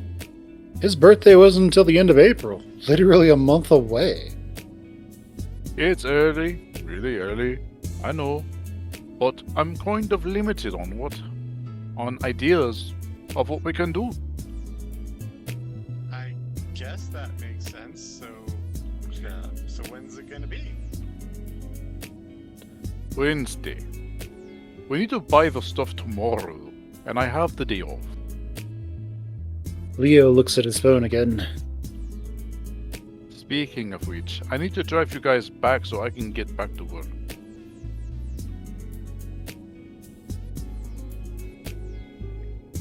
Well, alright. I'm not doing much else tomorrow. Certainly not my homework. I should be working on the project, but I've got plenty of time. Leo slides off the boulder and turns back to me. I'll ask Jenna and TJ to come. I'll ask Jenna and TJ too. I'll let Flynn cool off for a day. Do you know where TJ went? Yeah, he just texted me that he wanted to be left alone, which I understand. I get off the boulder as well, and Leo reaches a paw out to me. And this time, watch where you're walking. Hold on to me. Well, you did princess carry me, Leo. That's probably a good idea.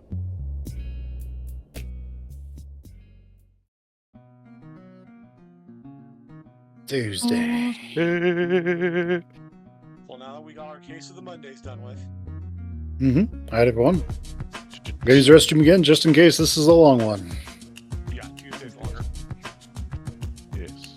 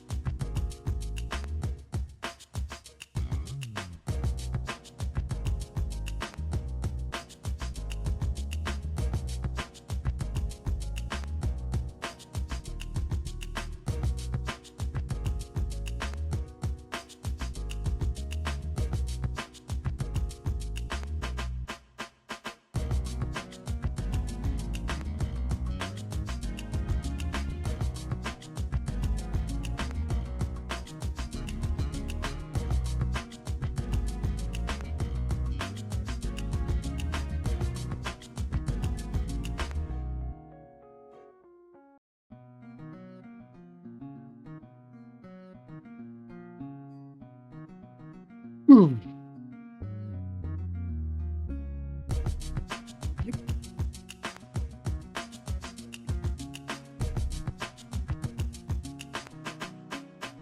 Okay, is everyone back?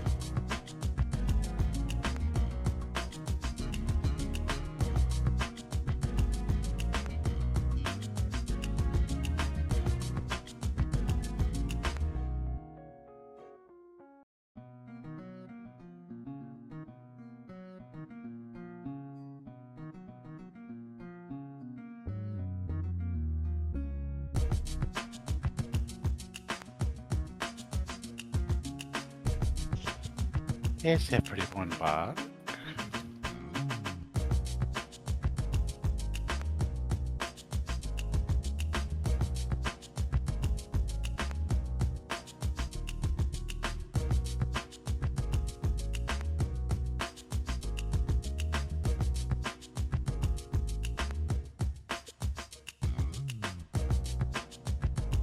I don't usually listen to this game with the sound on, but this is a bop.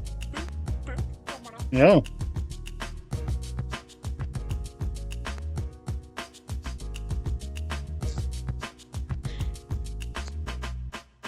Although my favorite song is definitely like the feel-good music that they play sometimes.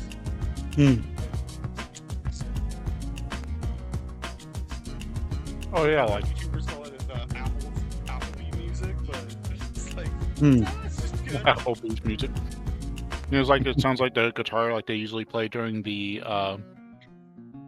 when Leo and Jenna are going at it at the park. Yeah, the soccer game. Yeah. Yeah, that song. Mm-hmm. What weirded me out is because it's public domain, so I heard it in the other room while my mom was watching YouTube. I'm like, wait, what? Oh no, mom's playing Echo. No. Your mom's the gay author.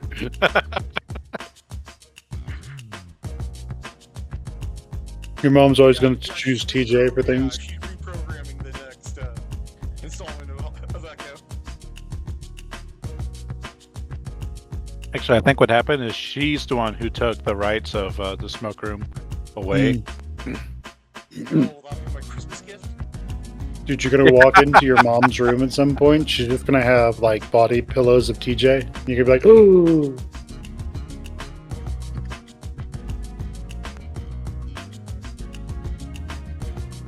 Well, you know, she can have all the TJ she wants. I want me some Murdoch. You can get a Murdoch plush for Christmas.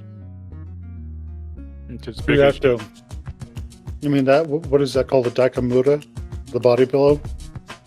You'd have to take like 2 body pillows just to fill the thing up. No. And what would you And fill you'd it up have with? to use 3 if you got the dick one. Mm-hmm.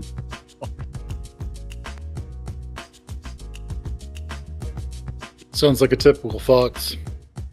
Walks into the room, unzips his pants, breaks shit. There's a hole in the floor now. You're like, God damn it.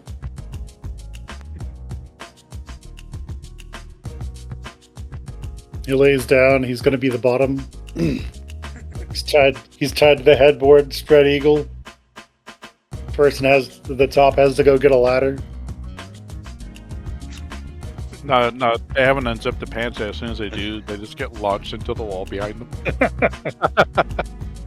Yeah, that is why some tops have black eyes sometimes when they're dating foxes. He's just like, hey man, how's it going? Oh! My eye! Just in my eye. Yep. Just on you. We're fox monks in D&D. So they have punch, kick, elbow, trouser snake, headbutt. Yeah, they get like six attacks. There's a headbutt. Mm-hmm. There's one for each fist, one for each kick, and then just one for cock. Mm-hmm. That's also how they grapple. That's also how they grapple and trip. Yeah, they have two special attacks. One is called explode. The other one is drown. All right, shall we? It's also their ranged attack. They just get real imaginative and then boop, Mm-hmm. a big old plasma ball. Yep, they can blind some people. Goes There's to a like dragon. DSP. Ah, my eye is burning. They do it, and they do it. Goes straight to the eye of the dragon, and you hear a dragon like DSP's voice. I can't see shit. Not the eye of the Well- tiger? Was it just not the thrill of the fight? Throw something white. Yeah, it's their naughty attack. All right, shall we get into it? Let's get back to it. Oh, also, after this day, I think you start getting to see like the crazy shit that, as a psychology major, is going to give you a whole lot of stuff to evaluate Leo with. I think that's part of the appeal on my end, at least, to see what you think of I think Leo is kind of stalkery and has abandonment issues. Might not be half wrong. Hear what you think of Brian and Duke when we get there. Mm. Yeah, those two. Those are a case. Especially as a couple. Or Clint. And Clint, All too. right. Going back to the game in 5, 4, 3, 2, 1. Go. Tuesday. Now that we got our Mondays out. Mm-hmm. Peyton Mall Peyton Mall is tiny compared to the one in Pueblo, where I go to school. It's only got one floor and maybe 20 stores. Still, it wasn't a bad choice to hang out back when I was in high school, mostly because it had a movie theater. So, where do you guys want to go first? First? We only need to go to one. You sure? I mean, maybe we should help him branch out. He knows what he likes. It's fine. Alright. Lazar Cities.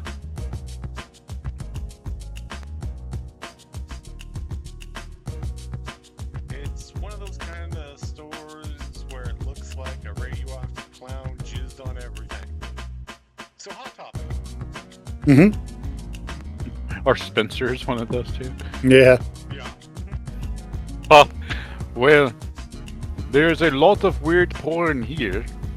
Think Carl would like that? I'm not sure what Carl's into when it comes to that. I mean, otters and gilas, but I think he likes the balls, honestly. well, why don't I just box up my foot and put a bow on it then? Alright, really guys, let's just stick to comic books. See, TJ's so pissed. He's We like- both look at him. He's so disappointed. TJ kind of looks like that Middle Eastern like fan with the hands on his hips, just looking after his team lost.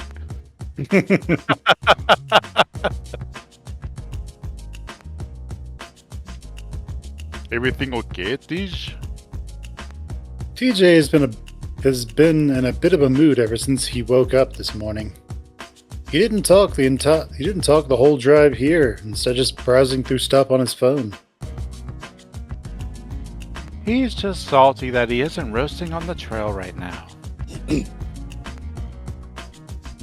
it's fine. I'm fine, guys. And that's what we're gonna eat. Fine guys, burgers, and fries. Mm-hmm. TJ smiles to show us how fine he is. Yeah, sure. Well, Leo's driving us up halfway after this, so you're still gonna get your self barbecue.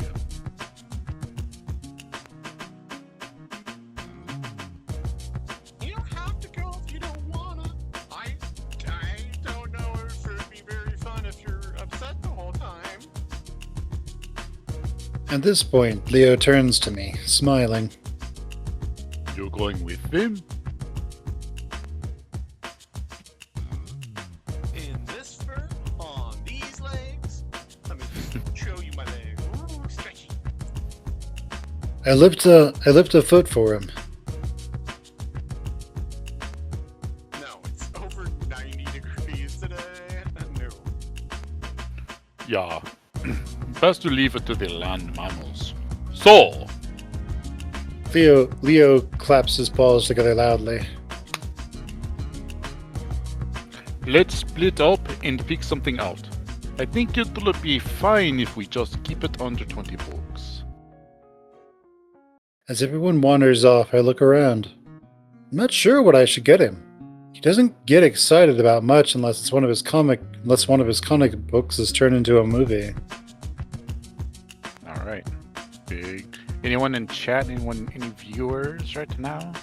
Viewers, if there's somebody there who thinks that we should go for something, let me know. I'm trying to remember which one's which. Because one of them leads to Jenna and the other one leads to TJ. I think TJ goes action figures, and it's kind of funny. That's what I was thinking. I remember. Because but I TJ is so innocent. He doesn't yeah, he doesn't know what he's looking the at. funnier one, yeah. Yeah. So we should go that route. I guess. Look at the action figures. Look at the action figures. I move further towards the back of the store and to the action figures, which is where TJ is. He's turning over a toy gun in his paws, his ears down. I walk up next to him, pretending to look over the wall.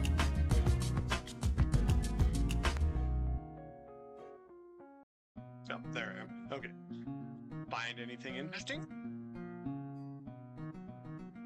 TJ shrugs, pulling the trigger on the gun a few times. It's definitely a weird looking gun. It's pink and the muzzle is perfectly round, the end tapered. That's when I realize it's a penis water gun. I'm alright, I'm just a bit tired.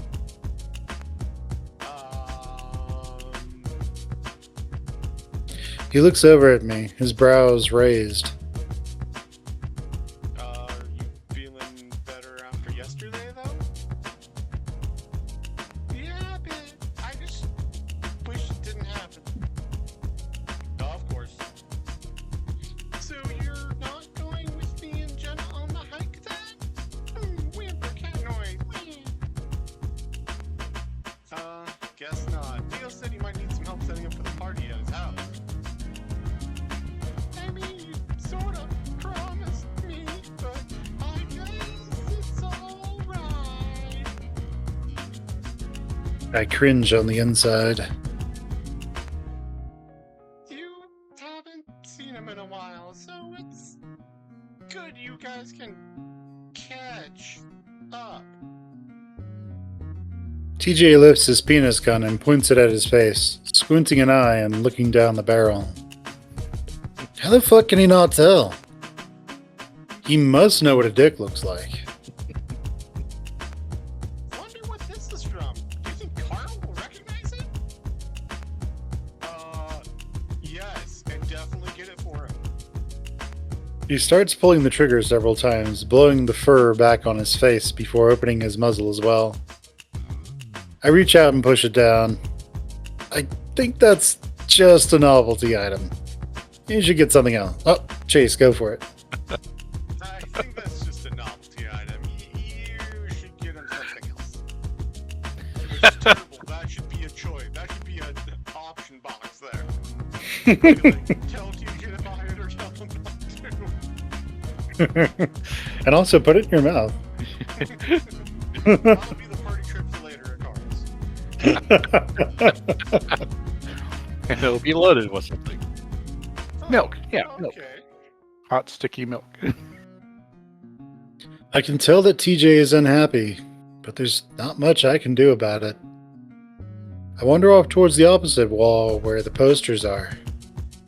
Leo's standing there, looking over a display board. I stand next to him. You know, I think every inch of his wall is covered. I don't know if there's any more room. Has he put anything on the ceiling? Oh, I don't think so. Then there's room. Neener, neener, neener. Well, alright. I guess I'll get him Luce. I don't think he's got one of him. I look over at the masked wolf, his arms crossed, bare chest, and abs stuck out on full display.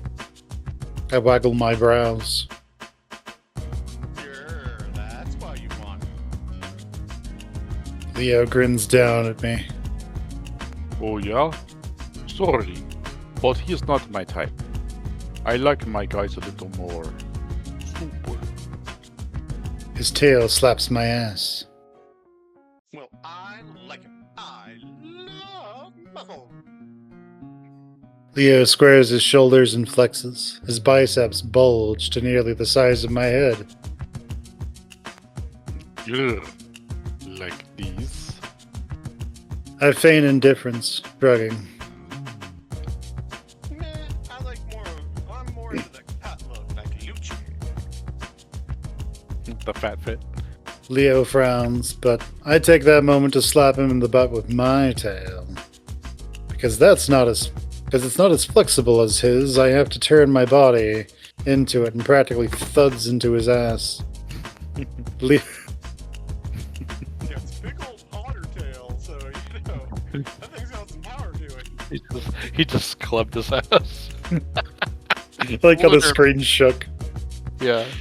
Leo yelps and stumbles forward into the posters with a loud clatter. Whoa, calm down, boys.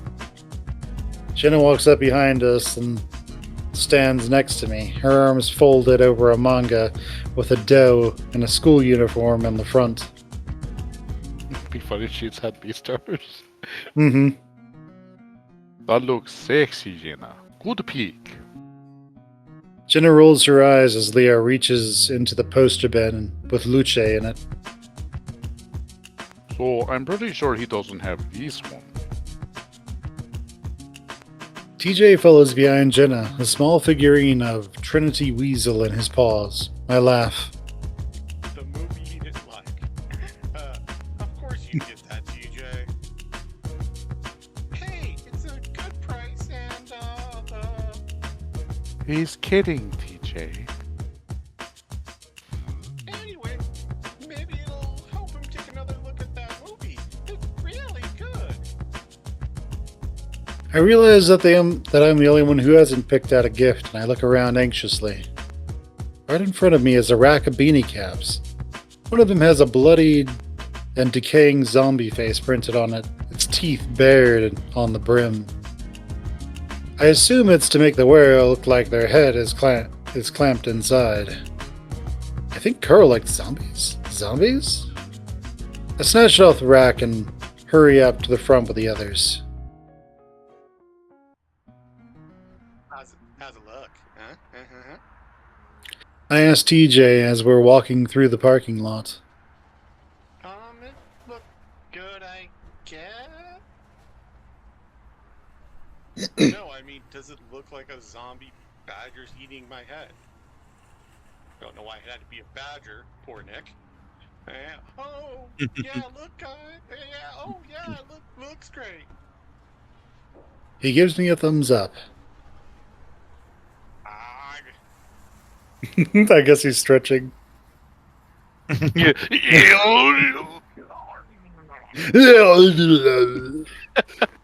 That's just a running gag for the stream. Yeah, pretty much. We have to like go through and just have like every. And that's just gonna be a like a short. Just like, Yeah, we'll call it a compilation. yeah, kind of like Markiplier's old videos where he's got like the same thing. Uh huh. I pull it down over my face, slowly. How do you think we'd do? We'd all do in a zombie attack. I lift the hat back over my forehead. I could die first. My eyes, my eyes fall involuntarily on TJ. Me? Why do you think that? Well, maybe not. You're pretty fast. I just kind of imagine you curling up in a ball. But honestly, I'd be the first to go. I stick out my leg. Look how stumpy these are. I'm the fastest, and I'd scare you. You wouldn't have to worry. Plus, I'd throw you into water, so there you go. Oh, really? I look over at Jenna and see that she's got a gleam in her eyes that always puts me on edge. Pretty sure I'm faster than you, Leo. Leo smirks. Pretty sure my legs are way longer and way faster than yours, Jenna. Jenna sticks out her bag with a manga in it at me. I take it slowly, trying to catch her eye so I can shake my head frantically at her. Leo sticks his bag out at TJ, almost punching him in the nose. TJ jumps and gingerly takes it from him, frowning. This is a parking lot, guys. Are you sure it's a good idea? Safety first. But Jenna and Leo have already taken up their positions side by side, leaning forward. All right, to that lamppost. Hehe, you're on. Count us off, Chess. How is this proving anything? Don't you need to be carrying Chase? Yeah, because Jenna is just, she's just gonna carry this arc, She'll just, help, Luffy get out and hell down, Mm-hmm. Exactly. Jenna should carry Chase. All right. Ready, set, go. Leo actually gets a bit of a head start since he anticipated the go, but Jenna catches up right away. In fact, she's 10 feet ahead of him, just 5 seconds into the race. I can hear her laughing as she gracefully speeds ahead, her tail whipping around like a flag as she zips off towards the horizon. Leo, realizing he's going to lose, is frantically flailing his arms around, his ears and head down as he charges forward. I'm actually surprised at how bad he's losing. I mean, he used to play football back in high school, so he's had some training. With his head down, I guess he doesn't see the curb right in front of him until his foot clips it as he passes. I hear a yelp, then see him careen off to the side, then roll on the asphalt before slamming up against the tire of a parked car. TJ gasps and covers his eyes. Oh my god! I'm already running to where Leo's fallen. He's sitting up against the tire, one paw to his head as he grits his teeth in pain. Are you alright? Jesus, you hit that hard. I kneel down next to him, and the second he sees me, he grins and quickly scrambles up, brushing his paws. I'm fine. Just tripped a bit. I can see the spots on his paw pads that are skinned and bleeding, and I wince. Ouch. Jesus Christ, Leo. That wasn't just a bit. Jenna, having noticed her competition had eaten shit, jogs back to us, her paws on her hips as she breathes heavily. Wow, you okay, Leo? I'm fine. Want to try that again? This stupid curb got in my way. Nope, you're banged up enough as it is. You're fucking bleeding everywhere. I should probably drive even. I'm fine, Chess. Leo rolls his eyes to show me how much he doesn't care. But I can see that the insides of his ears are bright red.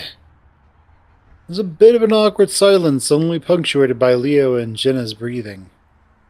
Finally, Jenna walks up next to me and puts her paw around my shoulders.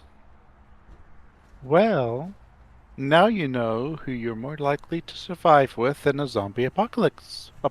Chase. Remember it.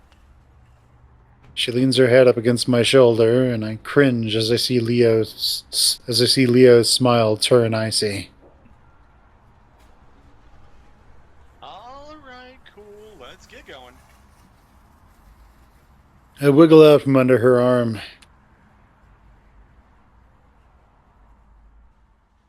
You guys need to get to your hike. The drive back is only a little awkward. To her credit, Jenna does try to apologize to Leo, but he just waves it off like it isn't a big deal. I can tell by how he's overdoing the cheerfulness that that's not the case. We drop TJ and Jenna off halfway up the trail, which happens to be right next to the highway. Once we're alone in the car, Leo starts messing around with the CD player. You might remember this. As the music fills the car, I'm immediately transported back to my high school days. Jesus Christ, is this carpet stains? Yep. Leo's grinning at me, occasionally glancing towards the road. This was the band we listened to together in my junior and senior year. You still into this stuff? It's nostalgic. Nostalgic? Going for nostalgia? Alright. Nostalgic it is. Music carries a lot of memories for me. And the fact that I hadn't listened to it since I'd been in this town made it all the more powerful. Sure, the music is simple, the lyrics embarrassing, but I miss it.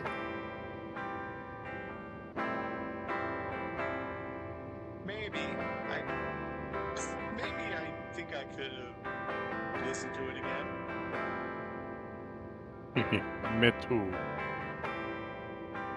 As we drive, I mouth the lyrics under my breath. You haunt everything in my life. I see you in the clouds, and the sky so blue. I see your outline on my screen door, too. Finally, we pull up to Leo's old ranch-style house. It looks the same way as it always has, though the landscaping has definitely taken a turn for the worse. Leo parks as we both get out. I'm busy staring at the driveway, thinking about all the times we'd walked across it, when a gravelly voice pulls me from my reverie. So this is Kutsu. Yep. Okay. Hey. Hey. Who are you? I jump back and to the right, spotting a thin and angry-looking raccoon. He's standing next to some bushes, trimming them up. His yard is desert landscaped and looks pretty good next to Leo's property, which is nothing but weeds and sagebush.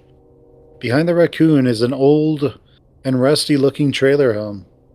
Thinking back, I'm pretty sure that a really old mouse used to live here. But this guy's a raccoon and looks pretty young, too.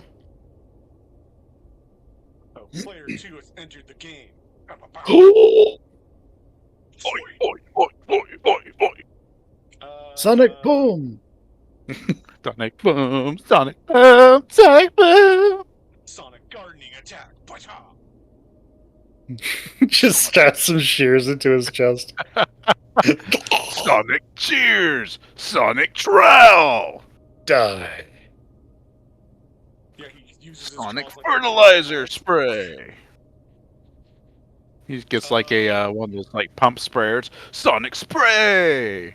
Alright, well, you hear it, guys. He just dumps the shears into his chest and he dies. All right, see you guys next time. No, bye everyone. All right, let's keep going. Uh,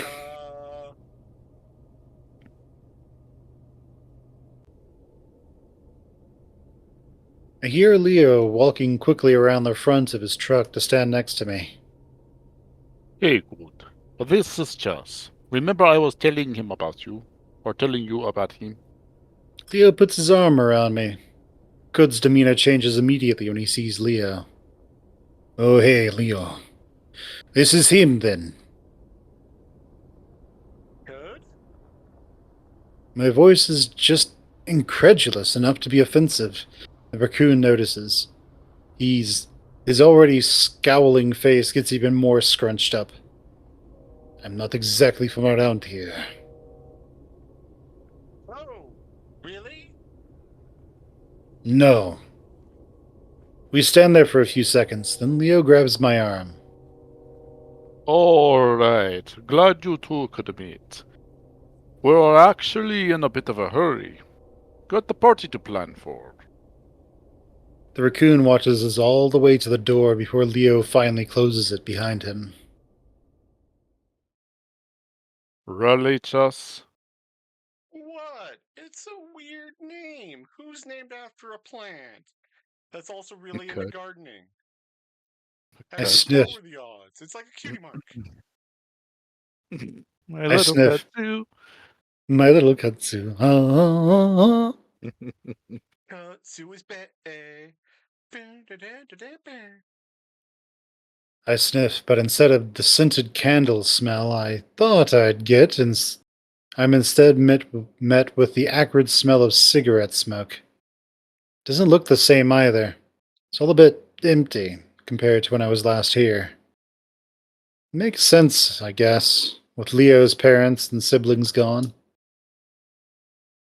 I tell him what a great guy you are for the past 2 years, and that's his first impression of you.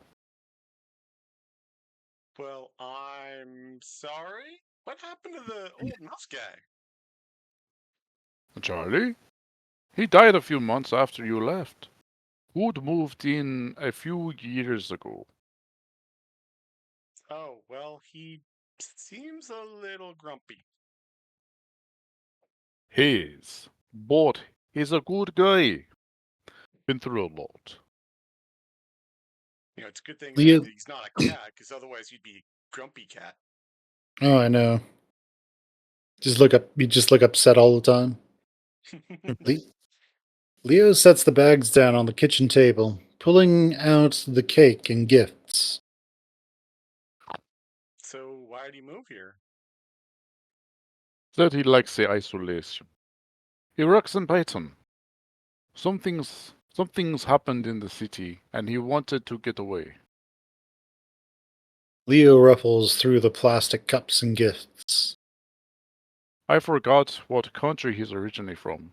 His full name is Kudzu. How old's how old's TJ again? I think he's 20, but he doesn't drink anyway, if that's what you're wondering. Oh my god, could we ever see drunk TJ? That would be the greatest thing ever. You'd have to go to like Sacrament or something and somehow get drunk on like Sacrament wine. You have to like trick him. No, This give is him the. some Baileys. It's like milk, but you know, it just has an extra spice in there, TJ. Drink up. He's like, this is the best blood of Christ I've ever had. He'd be like Michael Jackson. It's like Jesus blood. And cheese, and then when he drinks white wine, it's Jesus juice. Oh. Jesus. Just give him a lot of jungle juice. He'll be fine. Oh, You won't even know he's drinking alcohol. He'll just get super drunk. Oh, I'm not sure if you're back, Finn. I'm looking at your stream. It looks like you're still got the I've been hearing him. Okay. well, no, I'm looking at his Weird. stream. It should be back. Oh, you mean it's Twitch? Oh, okay. Yeah, his Twitch stream looks like it's still the starting soon or will be back soon. That's weird. Let me double check. No, It's where it should be for me. Try restarting your stream. Right. Try refreshing the page. Alright, that. Oh, I see. Did that fix it for you? Yeah, that did it. All right. Okay. Just Leo, one. go for it. Cool. I don't know. People change a lot in a few years. Anyway, let's go to my room. Got a message, Coral. Yeah, let's just get straight to the bedroom. Come on now. Leo's room is small but cozy. Little cluttered but clean enough. I walk over and sit on his bed, looking around at all the posters, most of them related to football or hip hop moguls. He's had most of these since high school. I wonder if he's a big fan of Pitbull. You know, like Canine on Canine fandom. Hmm. Kid in the same room, huh? Your parents' room is bigger, isn't it? Yeah, well, I'm used to it being here. Would be kind of weird hanging out in my parents' room anyway. Besides, He plops down next to me, bouncing me up and down on the bed. To be I fair, don't that looks like really. a twin. Like, how are they both gonna fit on there? Well, Oh, they looks both like have a to twin. cuddle on their sides. Maybe, Yeah, I guess yeah. very tightly. Might be. See, Leo Yeah. sleeps on his back, while Chase is like sort of on his side, cuddling into him, I guess. Yeah. That's kind of what I imagine. Or they're both on your sides and just facing into each other. Or spooning. Yeah. I don't really need the space. So, what do you do around here? Feels kind of empty. I'm really only here to sleep. Otherwise, I'm on the computer. You know, porn. He looks at me and grins. Water, I look over at his computer. It's got a Take nice one. chair, I guess what a. It's got a nice chair, and I can guess what the box of tissues next to the monitor is for. That's not what holds my attention. Well, that's for when he Ins- doesn't do it in the car. mm-hmm. Instead, I Just throwing up see. for the Hmm. Instead, I see three holes punched right through the wall. I think Around Leo those likes. are. I think Cut. Leo likes his porn ref. Ooh. Around those are several more, less successful dents in the wall, with some knuckle shaped features. Holy shit! Leo's ears fall flat and he lets out an embarrassed laugh. Yeesh, yeah. That's all. That's my fault. I really get into my games. Stand up and walk towards the wall, examining the damage. Leo stands up too, not clearly uncomfortable. That was a few years ago, though. I don't play those games anymore. Damn, Leo, you're fucking crazy. I poke a finger through one of the holes, really realizing that punching through the wall with one does. I poke a finger through one of the holes, realizing that punching through the wall with one try wasn't anything to sneeze at. And strong, you still got that temper of yours. I don't! It was just that one game. He's got his paws on his hips, glaring down at me. I mean, but if I was standing here, what would you have done to my face? I put my face in front of one of the holes for effect. Leo blanches like I had slapped him. Hey, don't talk like that. I would never. I know, sorry. It's funny how angry you get sometimes. I mean, your phone looks pretty new. When was the last time you broke one? Oh, well, okay, the damn thing wasn't loading right, and He frowns. why am I being interrogated right now? You know what might happen if the chula doesn't load properly? Yeah, it's like he's dating a journalism major, and the journalist is asking questions. That's crazy. Hmm. It's not an interrogation, it's an interview. It's almost as bad as if he was dating Jenna. Yeah, that's where the real interrogation happens. At least it's not dating a police officer, you know? He'd just be on his side, curled up in a ball as she asks him questions. No, Jenna just drops him to the bed with a. And then she sits there with a notepad. Like, now tell me about the cognition, Leo. Yeah. Her bedroom consists of a bed, a chair with a notepad on a table next to it, and then a couch. Now, tell me about your abandonment issues. Go ahead, lay down, Leo. Hey, you want me to live here? I think I have a right to be concerned about my personal property.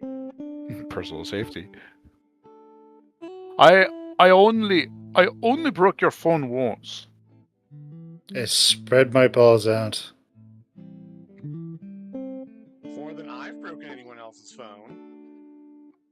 Yeah, well, I never pretended that I cheated on someone as a joke. My attitude cools a little. Yeah, well, high school, you know. I know. Anyway, it's nice to have you here again. He reaches out and pulls me into a one-armed hug. When I pull back, though, I notice a cut on the side of his arm. A few more on the back of his paws as well. At this point, the fur is clumped together with coagulated blood. Man, you really wiped out. Hmm? He looks at his arm. Oh yeah, I should clean up. Hey, get on my comp while I'm gone, and see if Carl's online. Yeah, that's slang everybody used by comp. Yep, back in the day. Mine comp? No, not Mind Comp.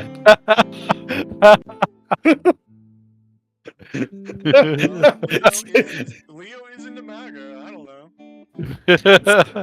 It's like that one commercial or joke commercial where it has a guy and this like grandpa.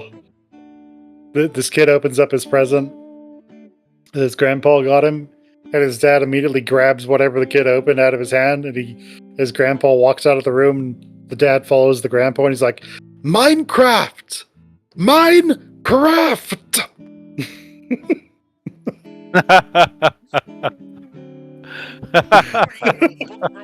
Thinks it's something else. Something that we can't say in Germany. 9! Leo talks to me as he's walking out at the door into the hallway. I should be logged on. Ask him what he's doing tomorrow. We need to plan this out right. Yeah, I don't get why they have. Well, I get why they're doing this. Never mind. It's just a weird setup. Okay. Yeah. It's pretty much a weird setup in every single route. Mm-hmm. Because, like, they all have phones. It's the modern age. Why don't you text him? But it's so that we can get the rest of the scene. Yeah. Actually, yeah, that is kind of weird. I sit down in the chair and wake the computer up. Sure enough, Leo is already logged into his account. I look at his friends list, seeing that Carl is idle. I send him the message anyway, and lean back in the chair, almost freaking out as it leans back way farther than I thought it would. Must be all those jerk-off sessions Leo had. I drum my paws against the desk for a bit, then look back towards the door. Leo's probably going to be a while, and I'm curious. I grin as I check out his bookmarks. Social media litters the first few slots. Then there's one called Mech Forums, another called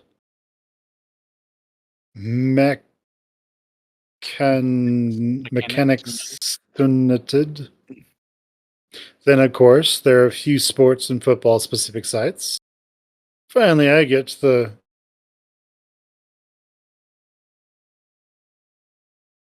Hello?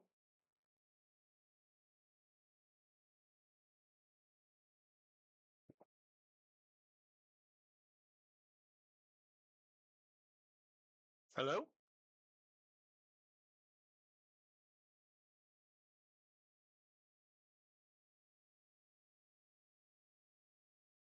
It's nope.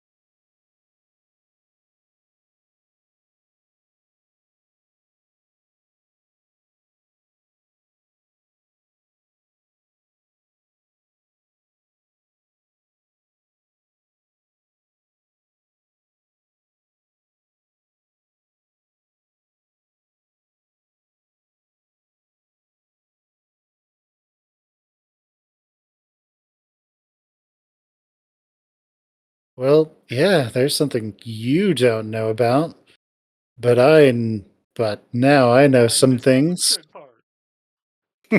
Yes, you did. It's right after the screen Yeah, clears. right after it, checking out the porn stuff. Finding out that he's a bit of a psycho stalker. He's super trapped in the past. Yeah, He's trying to relive his relationship through porn. yeah. Mm-hmm. Super unhealthy. I swished my tail behind me a few times, teasing him, and mostly I'm just relieved I didn't get caught. I hear him move, but before I can react, he's on me. He grabs my arms and shoves them behind my back and then shoves me forward, falling on top of me on the bed. I grunt loudly as his weight pushes the air out of my lungs. Looks like I'm gonna have to get it out of you old-fashioned way, out there. I struggle a little, but there's no way in hell I'm getting out from under Leo if he wants me to stay there. Hey, get off. He clutches both my wrists Respecting in his one. clan. Oh yeah. It's He getting clutches both my wrists in one paw while he digs the other into my sides. I gasp and writhe desperately, bouncing up and down on the bed as while he pinches at my ribs. No, please. I don't know anything. Uh-huh. Sure. Now, what were you looking at? All the gay porn of me. All the what border? Oh, I don't know about that. My teenage son. He leans in harder on me. And I feel his hot breath in my ear, nuzzling at it, only making me laugh and squirm harder. I don't die. Hmm? While I'm sure Leo is curious about what I was doing on his computer, I'm definitely sure there's another reason why he's doing this. I can feel it against my ass as he rolls around on top of me. Before I can really think about that, he lets go of my paws and the tickling stops. I only have a second to reprieve before his paws dig into my armpits. Practically squealing, I writhe around, managing to get on my back now that he isn't laying on top of me. It doesn't help much as he goes right back to my armpits. I can't take it anymore. All right. I was just searching your contacts to see if you were hooking up with anyone. The tickling stops. And I'm left gasping for air while Leo looks down at me grinning. Oh? Little jealous, huh? Maybe? Maybe a little? Oh, that's usually my job. Leo looks genuinely happy about that. His paws spread out to either side of my head as he grins down at me. I take my chance and shoot my paws up to his sides, digging in. He yelps and curls up and falls on top of me again. I don't relent, though. I keep wiggling my fingers around his body. Obviously, he's letting me win, but it's still fun to see him melt into a twitching pile of giggles. He rolls to one side. He rolls to the side of me, and I get on top of him, pretending to wrestle him down like I'd done hundreds of times before. He playfully fights back, but he's grinning up at me with a dopey tongue out of the muzzle expression. On a whim, I plant my knee on his crotch. Not sure why. Probably to let him know that I knew, or maybe that was just my way to get back at him for getting off to this. He yelps again, this time a lot more loudly, and folds up, pushing me off him to one side. We both lay there, side by side, panting and sweating a little, my head resting on his arm. I think I want that. No way. I got you to squeal. And you cheated when you crushed my dick. Leo reaches over me to turn on a small, complicated-looking fan on his bedside table before flapping his other arm over his eyes. I stare at the fan and I notice something else next to it and gasp loudly. What? Is that a fucking gun? Oh, yeah. It's real? No, it's a water gun. Yeah, it's a penis water gun. It's a penis water gun. No, it's Israel. Oh, yeah. Of course. I turn my head to stare at him. Why it out in the open? I'd never thought of Leo as a gun person. What he told me, he hated guns. Well, my dad has a bunch, and when he left, he gave me one for protection. Wow. Do you really need it? A few Yes, people he in this does. town, well, you know. I think I know the people he's talking about. And soon you too. Have you had to use it or something? I mean, it's just sitting out. Leo shifts, bouncing the bed. Let's just say some people need convincing when they're trying to cause trouble. I'm not about to ask more, but Leo holds up his other paw. Not now, I'm tired. I'll tell you about it later. I go quiet, but it's hard not to stare at the gun. The concept of owning one is just so foreign to me. So, what's with that fan? I change the subject. Leo looks confused, then over at the fan. It's a fan? I'm just kidding. It's a humidifier fan combo. I get nosebleeds a lot. Ah, you should go swimming. That fixes it way more. Mm-hmm. Especially when you get to the bottom of the pool and then breathe in deeply. I close my eyes and lay there against Leo. Yeah, it really helps when you have dehydrated lungs. This is, That's why pneumonia is good for you. Just get some liquid on Mhm. those lungs, and Yeah, that's right, kids. That's right. If you get overhydrated lungs, it just means you need to jog more. Mm-hmm. You should just move to the desert. Just go. This is probably a bad idea, I know, but it feels good and I'm tired. Even after the discovery I made on his computer. I guess I'm trying not to think about that right now. The fan drones softly. Leo's arm moves under my neck and I feel his paw come up and start brushing at the tuft of fur on my head with his thumb and index. I wish you would style this thing. when I had it bite, that was stupid. I liked it. I feel myself dozing off as his fingers start brushing my forehead.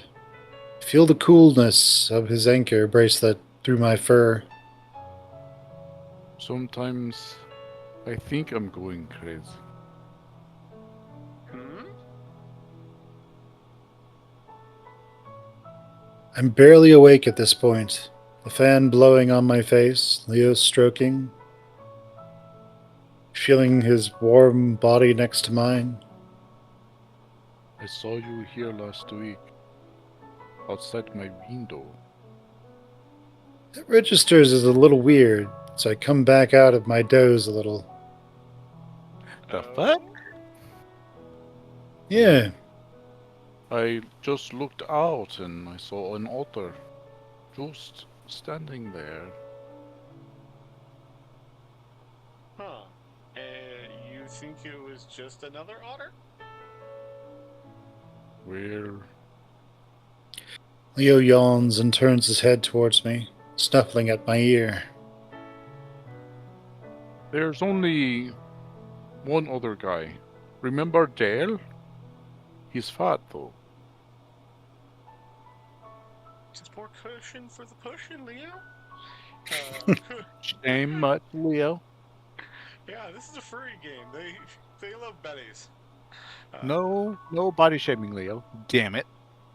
Could have just been someone else that was lost, right? Maybe. I went out and didn't see anyone. Well, sometimes people see things. His arm tightens around my head as he gives it a sort of hug. Hope I'm not seeing things now. I roll my eyes, but his words remind me of something. Just like a bad dream, I'll be gone when you wake. But I swear, even if this was fake, I'll never forget your face. In your face! I sing a few lyrics in one of our old emo songs, but that's when I hear Leo snore. So I give in to my pleasant drowsies. My pleasant drowsy? So Pokemon. Drowsies. Into my Sounds like pleasant a Pokemon drowsy. attack. My pleasant And drowse. yeah. Leo uses Drowsy move. Drowsy's move. Leo uses hypnosis. It's super effective. Okay, well, so I give into my pleasant drowse and sink slowly into sleep. I wake up to Leo having chained me to his bed. Like you're never leaving, Otter. I feel a presence in the room. It's angry. Chase! I jolt awake. But I can't open my eyes. Chase! Finally, my eyes twitch open, but I can't move. I can only wiggle the tips of my fingers. Just try to hide. I dare you. I flinch. The voice is right in my ear. I'm still in Leo's room, still in his bed. I can vaguely make out his body on the other corner of my eye. The room, though, is tinged red. I hear clicking and see the monitor switch on. See myself bent over, tail raised, naked, looking back at the camera, my face wrapped. Dark holes bloom over the eyes, then all over the image, like it's burning. A tarantula crawls up over the foot of the bed and starts making its way towards me. I gasp through my nose since I can't open my mouth, my heart beating so fast I think it's shaking the bed. My fingers wiggle as I try to yank myself awake, the massive spider only moving closer as it crawls over my foot onto my leg.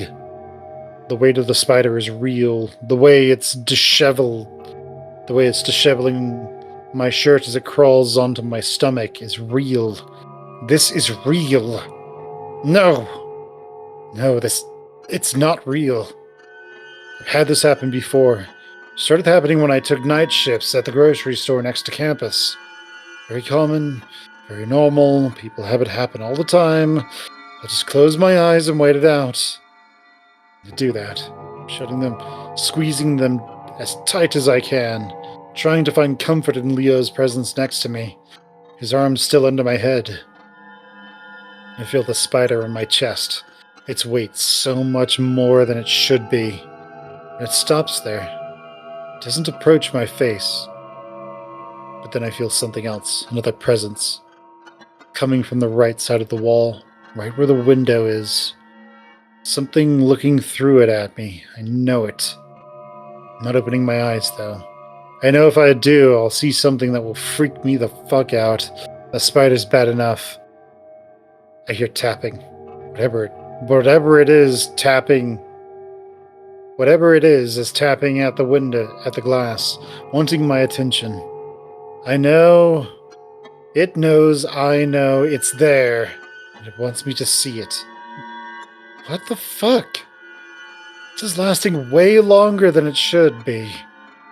What if I'm stuck? Am I stuck? I'm gonna be stuck in this in a twisted Leo's spider room dimension for the rest of my fucking life? He's mine. My eyes fly open, already pointed towards the window, bracing myself. But it's empty. The sky's tinged red from the sunset. So is the room. My dreaming brain exaggerated it to look like the color of blood. The spider's gone, and the angry presence is too. I sit up slowly and rub my face, feeling exhausted, even though I'd just slept. With the humidifier blowing right on my face, I can feel the tiny droplets of water that have collected on my waterproof fur. It'd be impossible to fall asleep again after that. Not only because of how brutal that sleep paralysis was, but because I still don't feel right. While the spider and the thing in the room were gone. The other thing outside the window, I feel like it's still there.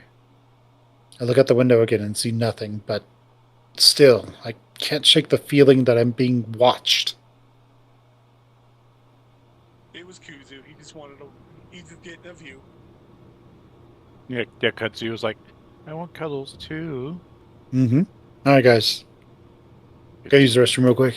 Restroom time.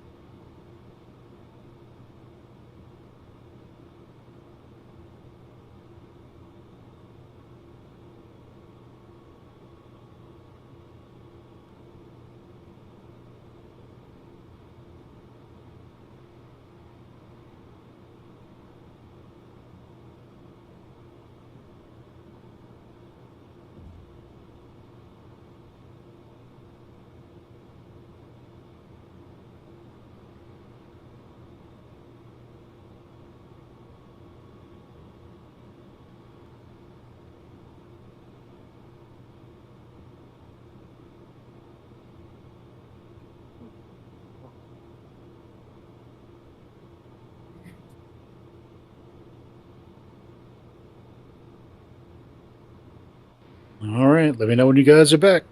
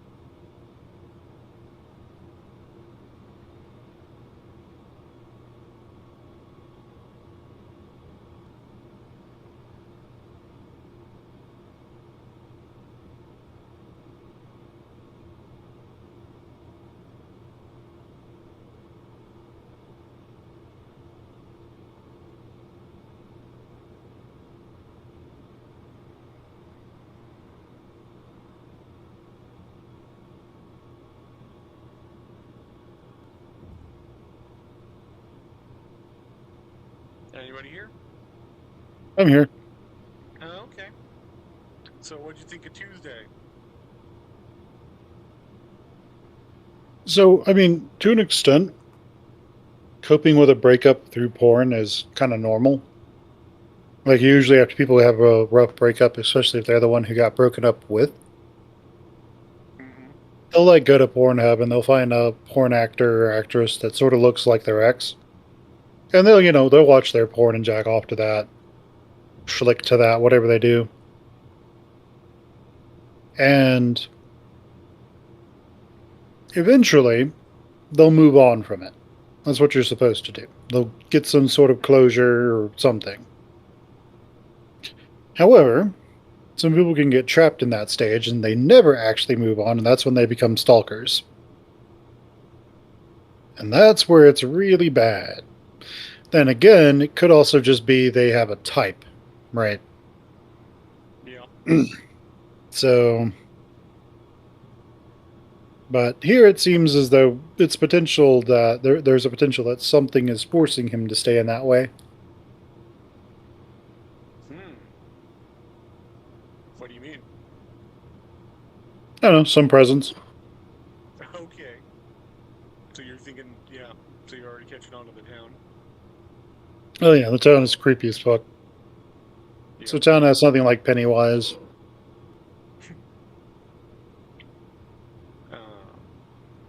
One of the things that the smoke room did that really recontextualizes things is that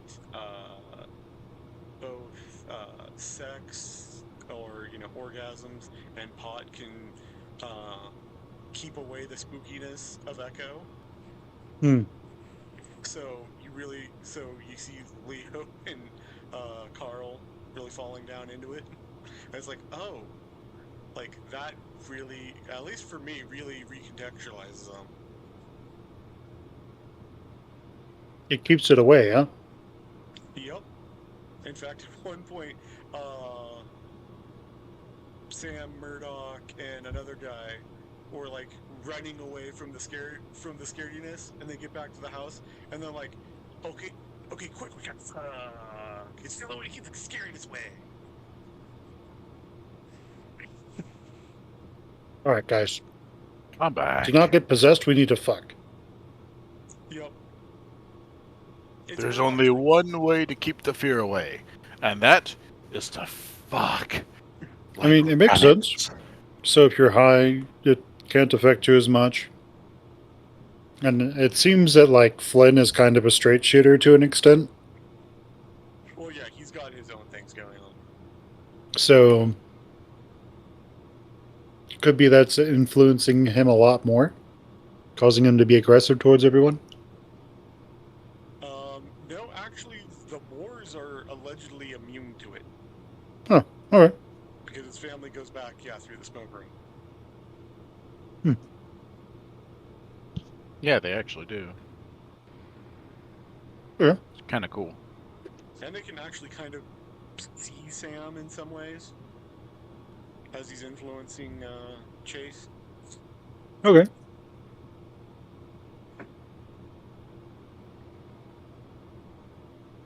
But yeah, my theory was that it didn't have anything to do with gaming, those holes in the wall. It was him looking at social media and seeing him hang out with other wolves, Okay. especially Vincent.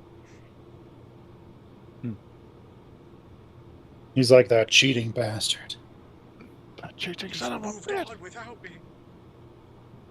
Starts Yeah. punching He's towards drinking the wall. rainbow frappuccinos. The worst part of liberalism. He's drinking those rainbow pumpkin spice frappuccinos. He starts punching the wall because he just And imagines drinking Chase's Guinness face there. instead of Bud Light. He's having a Tokyo tea. He's not drinking the official beer of the NFL, that son of a bitch! Yeah, I wonder if Leo would have been the kind of guy that would have jumped on the boycott Bud Light bandwagon last year. They Yeah. promoted it. They're trying to have woke beer. Woke beer. You open it, it's rainbow colored, what the hell? No, did you not hear about like? Yeah, that yeah, I kind of did. fruit? Okay. Yeah, I did. It was stupid. I don't drink alcohol much, so I have no idea. Bud Light had like, they made like one can for like a minor cross promotion with a trans TikTok star. Mm-hmm. And the right wing flipped out. Fuck him. Absolutely stupid.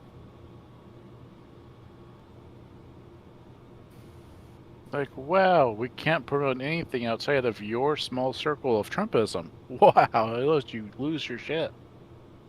You're not gonna go to, like, a Oh major yeah, Kid Republican Rock city would like burn it machine down. gun down Bud Lights and What they it's just need like to do is they need to take normal Bud Light, instead fill like red cans that have a big T on it, like Bud Tea for Trump. And they need to fill them like a quarter of the way with Bud Light and the rest of the way with water, and then sell them. They'll be the most like best-selling oh, someone beer in did the try to U.S. start a non-woke beer out of it. It didn't go anywhere. All right, we ready for some Wednesday? Oh, so I wanted to We note, shouldn't be because this next scene gets wild. this gets wild. Did you want to, like, switch off and do some narration, or are you still good for narrating, Finn? I'm fine with narration. The audience on YouTube, when this eventually gets there, will be used to you guys doing voices, so it's fine. Okay. Well, I'm back. Oh, let me know when you start streaming again, when you're back from break, and I'll start Gotta hit recording that again. refresh. All right. We're gonna get started in 5, 4, 3, 2, and 1.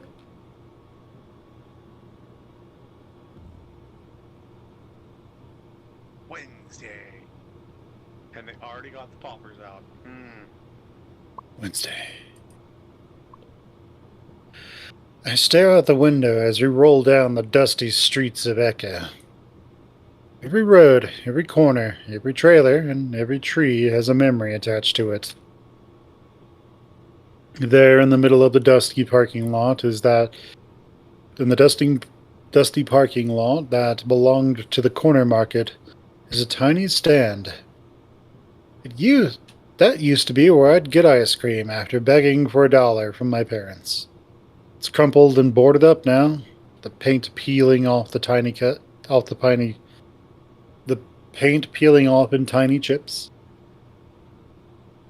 And there in front of Duke's house is a big flat rock that Jenna was standing on when she told me she was going to run away from home. I can still remember almost exactly how she was silhouetted against the red sunset behind her. And the old train yard where, in the middle of summer, Leo kissed me for the first time while I was sweating buckets under the noon sun. He didn't seem to care, though. I look over at Leo. He's got one hand on the wheel, glancing up at the rearview mirror occasionally to trade jabs with Flynn. I'm regretting not letting him know we're coming. You know, you'll be lucky if he even gets his ass out of bed. We'll call him then. And what if he doesn't answer? Leo doesn't say anything, instead focusing back on the road. TJ fills the silence after a while. Well, I don't think it's too weird. It's just like we're hanging out again. Nothing wrong with that. Sure, but making about Carl is just weird. Maybe if his birthday was like next week. 2 weeks tops. Oh, hush, Finn. It'll just be like we're hanging out. You're acting weird about it isn't going to help anything. The car starts slowing down, and I snap out of my daydreaming to look up, knowing that we definitely weren't at Carl's house yet. That's when I see a round canine figure standing further up on the side of the road. She's standing in the dirt that separates the road and the field the field in front of the broken and rusted barbed wire fence. I think that's Johnny's. I look over at Leo, and he seems concerned, his brows furrowed as he carefully steers the car right up next to the coyote. I can see why. She's crouched over, elbows at her knees, staring at the ground. Roll down your window, Chas.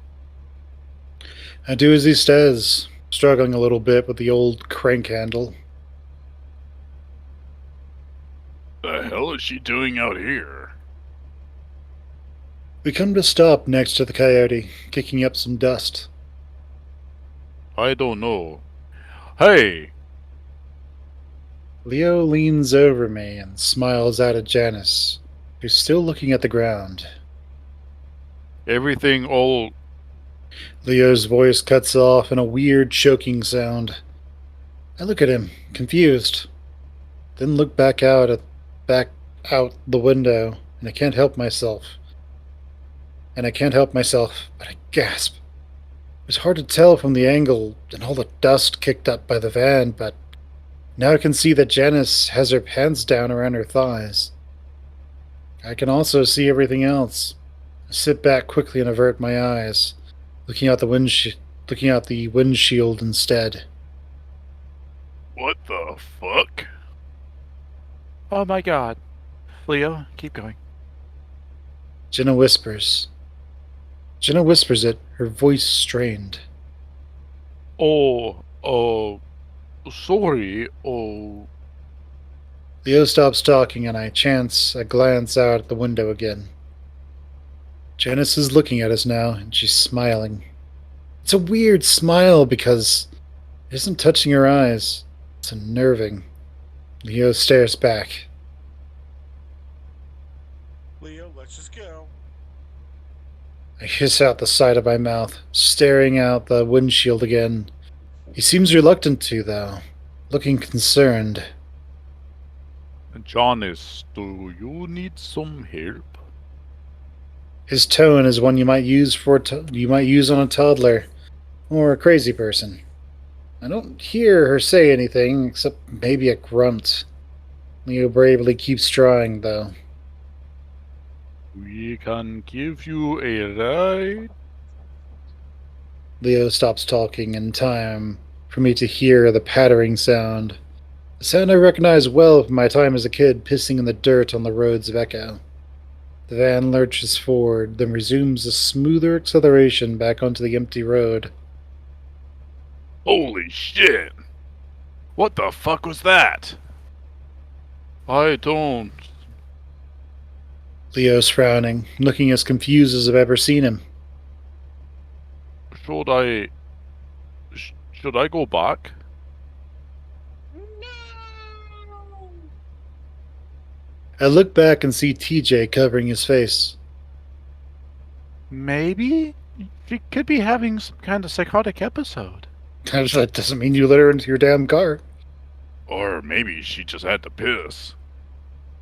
I don't think so. Did you see the way she looked at me? With those hungry eyes. She was probably just on something, isn't everyone? No, she doesn't do stuff like that. How do you know, Leo? Well, Oh. maybe she does. You never know with people. I hate how I keep like guessing, trying to do an ad lib, and then it's just literally what the next line is. Again, Leo doesn't say anything and neither does anyone else. We don't go back. I fucking told you! Leo stabs the doorbell again, frustration etched across his face. I shift the bag I'm carrying around in my paws, trying to look through the frosted glass on the sides of the door. Maybe he's getting high on life. He should still be able to hear. Jeremy gave him the good stuff. He can. He can hear, he just chooses not to. Selective hearing. He's just too high to move. I mean, maybe he just doesn't want to. He's got the steel blanket going. TJ holds up his phone. He's not answering his phone either. Leo knocks on the door hard, his bicep bulging. Well, I guess breaking the door might get us inside. Leo stands back, his paws on his waist as he takes a deep breath. He's determined. And I guess he should be, considering he set all this up. We should have just told him to meet us at the diner or something. Do they lock their windows? Great plan. Great idea. No flaws. No notes. What? Leo growls. It's not like we're breaking in. TJ's ears pin back, a frown on his face. The wolf puts a paw on his forehead, closing his eyes. Sorry, but I think he's just asleep, and it shouldn't be too hard to just get in there and wake him up. I look over at the side of the house and see a window well. I point to it.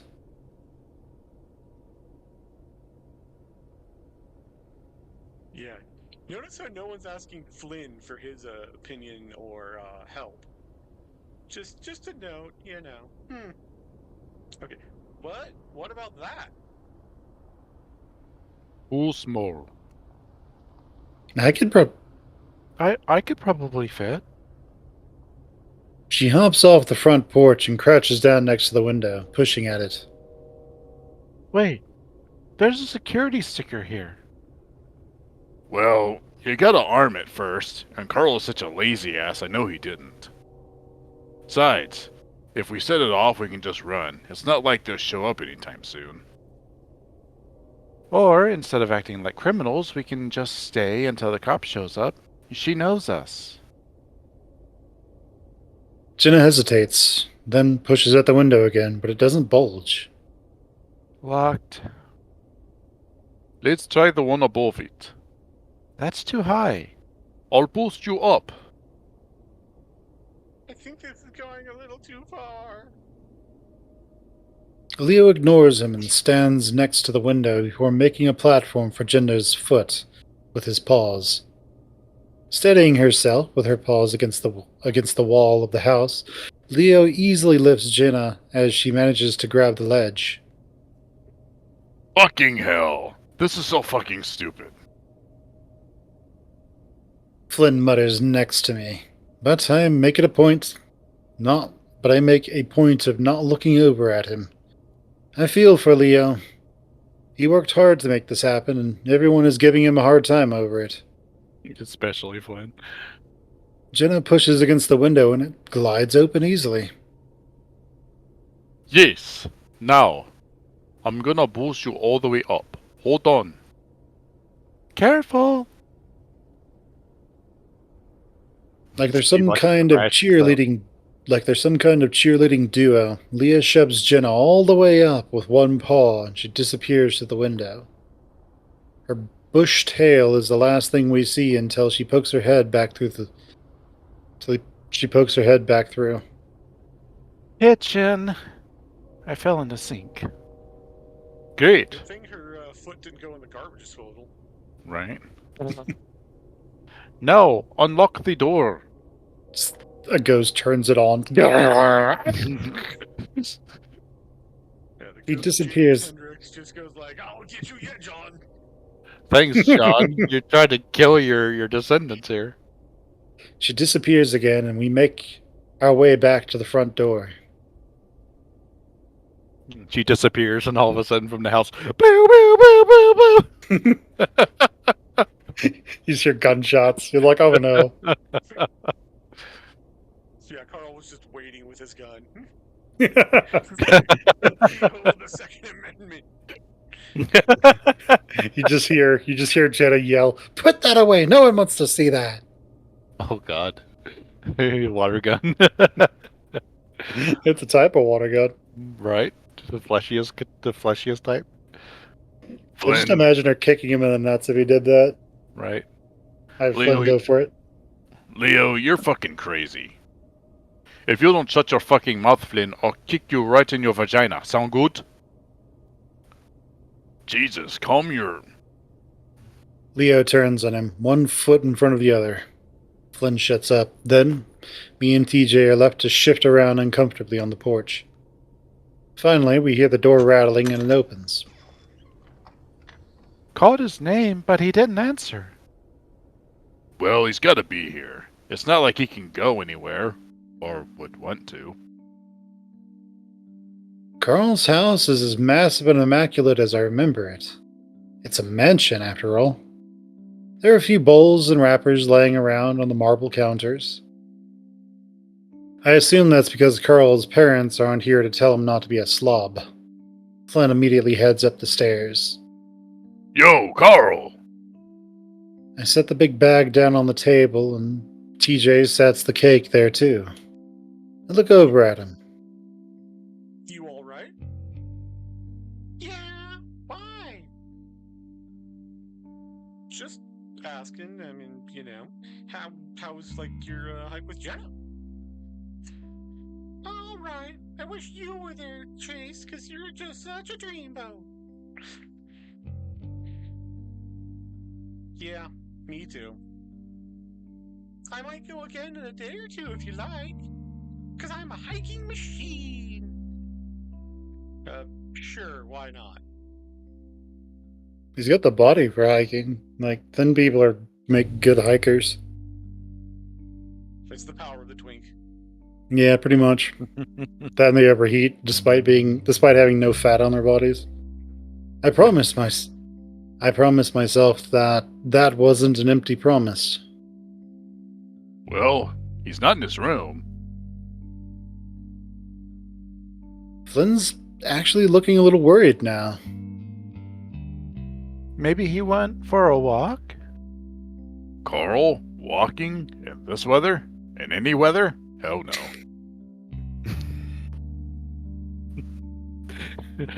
In any weather? Well, as long as it's not Carl Weathers. Walk the Carl Weathers. Does he have any other friends? Maybe he went out somewhere? I don't think so. Well, let's do a quick sweep of the house. It's a big place. Flynn heads back upstairs, and Leo heads for the downstairs with Jenna. TJ looks around the kitchen, then moves over to the living room, checking the couches. I decide to head out back, if not just to get away from the others, since things feel usually tense between us today. As I step out into the backyard, I'm a little surprised. It's different from when I was last here. The playset is gone, and so is the massive trampoline they used to have. The biggest shock, though, is seeing that the huge tree house that used to sit in the old oak tree is gone. I stand there for a moment, feeling a vague sense of loss. I have too many good memories of that place.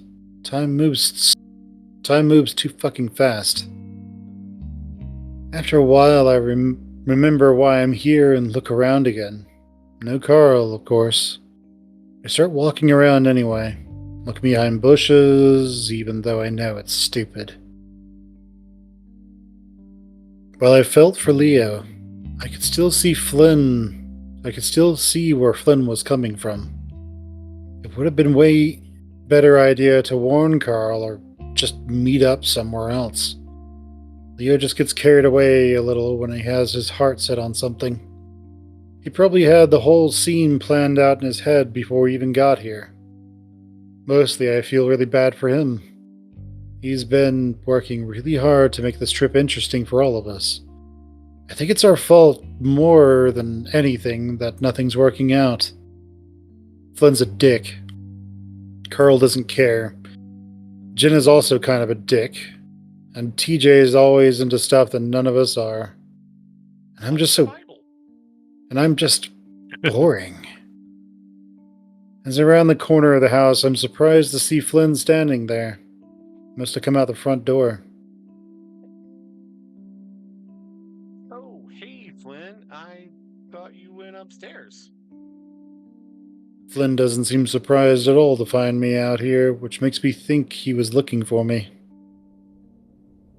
I did. Wasn't there, so I thought I'd look outside. Oh, well, he's not in the back, so. I don't know why, but Flynn is making me feel awkward as hell. Is something wrong? Flynn folds his arms and leans up against the house. Well, Carl's missing, so I guess that's a problem, huh? Yeah? I try to think of something to say. Well, I'm sure he's just hiding somewhere. Or maybe he's out at the diner. He probably just got tired of being stuck in his own house. Yeah. Flynn's like, I'm He his straightens- boy, but I know he's not going anywhere. He better not be seeing other Gilas. They're family Moors. I'll fucking kill them. He straightens up again and steps forward, and I don't know why, but I take a step back. You were hanging out with Leo yesterday, right? Yeah, for a little while. I only mostly slept all night in his arms as he caressed me and held me. Well, that answers this question. You spent the night there. I pause for a second to give him a hint. Give him the hint that I'm not exactly okay with him prying like this, but I answer anyway. No, I got back to the motel like 3 Huh. a.m. Yeah! I start to turn back around. Hey, why don't we check the basement? Chase. He's got the same tone as a disappointed father, and that kind of pisses me off. I turn back around. What? You realize what you're doing is stupid, right? Excuse me? Getting back with him during your fucking spring break. Pretty stupid, right? I had a feeling that's where this was going, and now I know for sure I'm definitely pissed off now. How is that any of your beeswax? How is it not? You two seem pretty okay with making it our business, right? Stupid Otto. Oh, no? He sneers at me. Cuddling up at the lake, where our friend died, is pretty messed up, isn't it? What? I saw you two. You know I did. So what? What does that have to do with Sydney? I guess I just find it weird that you'd start up your old flame on what's practically a grave. What the hell are you talking about? Feelings change from anger to bewilderment. I did know what he was talking about, it just didn't know why. Well, since it's all out in the open now, why not talk about it? You're the one that put it out in the open. In the worst possible way, in the worst way possible, by the way. His sneer disappears. I just don't get why you're connecting those two things. We weren't even talking about Sydney. How? What else does the lake make you think of? I'm at a loss for words, totally confused. This is Flynn. I never talked about Sydney with him after it happened. I was too scared. Well, I don't think of it as crave or anything. Oh, really? It's just a fucking lake to you then? Huh? He didn't die there, Flynn. It was at the hospital. It might as well have been there, right? I swallow hard, wanting desperately to get back inside. That just If we didn't have the context, that just sounds dirty. Let's not. Let's not talk about this right now. Oh, I guess I was confused. Everyone's been telling me that I need to talk about it. Well, not like this. Not with just me. We should all be together if we want to have this talk. I turn around again, making it clear that I'm leaving. Wait, Change of tone in his voice makes me turn around again. It's softer, almost pleading. Not used to hearing Flynn talk like this. I'm just trying to look out for you, Chase. He's not. I feel some anger that's returning. He's not what? Well, he's not exactly a stable guy, is he? I laugh. And you are? He dips his head, and I can tell that he's embarrassed, even though he doesn't have the years to tell me so. And not just you, all of us. We're all a little fucking crazy, aren't we? Says Flynn the guy smiles a slapping little. Yeah. Flynn smiles a little bit. Well, that's what happens when you live in Echo. That's what all the kids at school say. Flynn frowns again. Listen, I'm just looking out for you. He's just... Just he left me too, Chase. Oh, we were so close. I sighed loudly and covered my face with the paw for a second. I was hoping I'd been able to change the subject, but now we're back to Leo. Surprised when I lower my paw and Flynn is just a few feet away.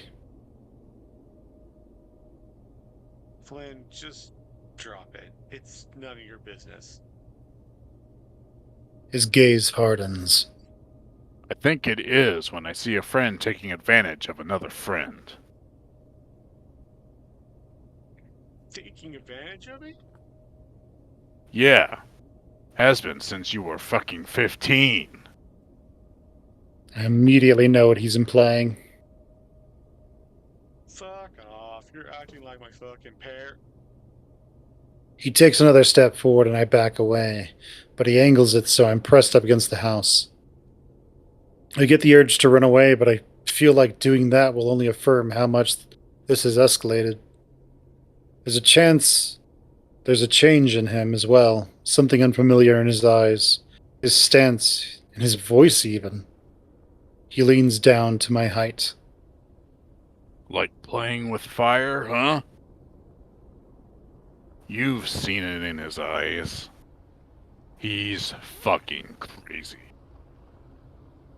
He pokes me in the chest to emphasize his words.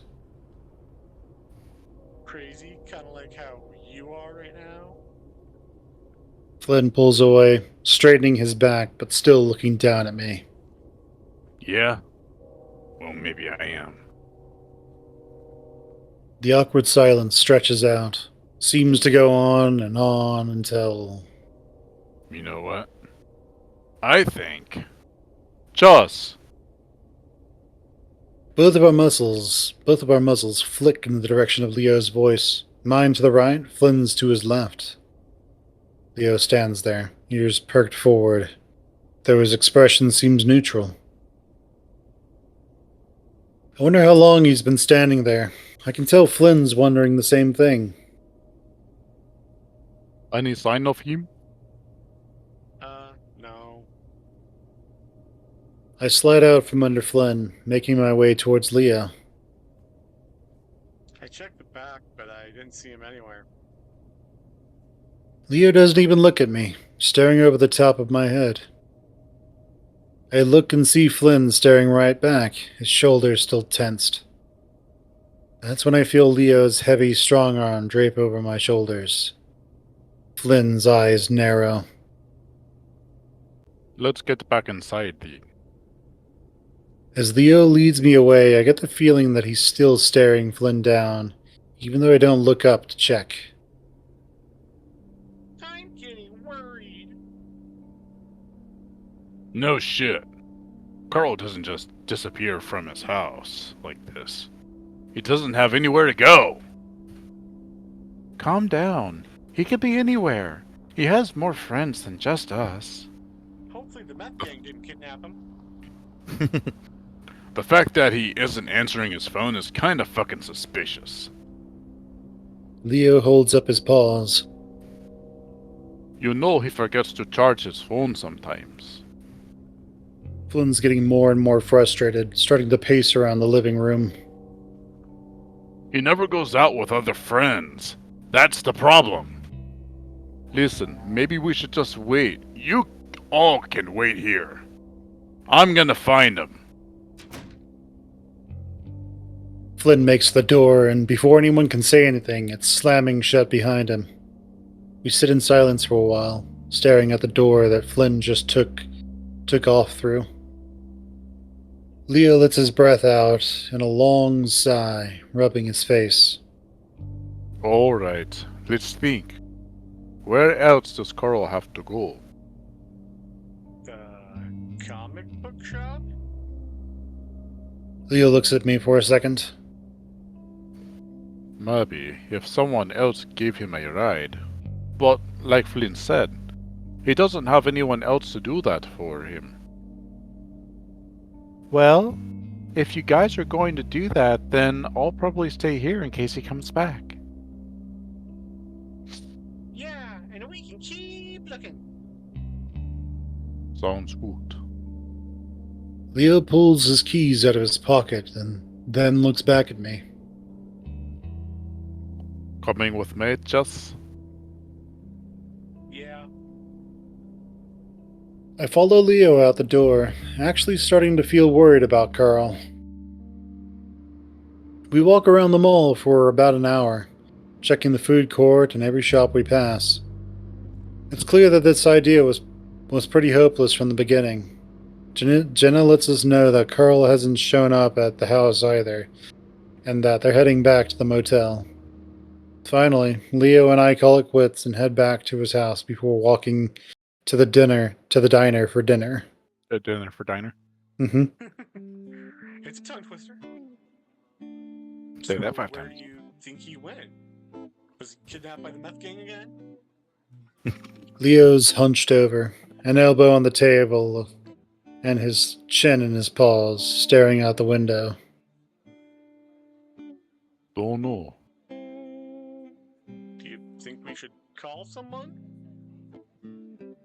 Like the cops? Not yet. He's an adult, so they won't really look into it until it's been days. Actually, ladies and gentlemen, boys and girls, people who are watching this, if you believe that somebody is missing and you cannot find them or get in contact with them in any way, you should let the police know immediately. Which is It is a myth that you have to wait. It is a myth that you have to wait 72 hours. Which is funny because they actually do that immediately in another route. Yeah. Yeah, I actually gathered. We All should right, Leo. probably call his parents, though. If he doesn't show up by tonight. I don't say anything, stirring my milkshake around. I glance back over the kitchen area, watching a very tired-looking Janice gather up plates before taking them to the back. I was pretty much mortified when I realized she was here and about to take our order. Mostly just because I was embarrassed for her. She didn't really say anything, though. Just took our order and left. I examined my milkshake closely for what I'm not sure. I examined my milkshake closely, though, for what I'm not sure. Man, it's particles. Mm-hmm. Janice particle. Crazy, Yep. rays that But got yeah. into the milk. Yeah, Yeah. Janice's milkshakes are bringing the boys to the yard, isn't it? I'm not too worried, though. He's been under a lot of stress, and probably just wanted to leave town for a while.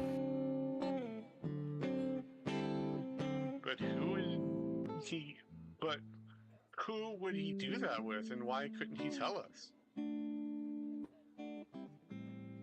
Leo sips on his milkshake, and I wait for him to finish.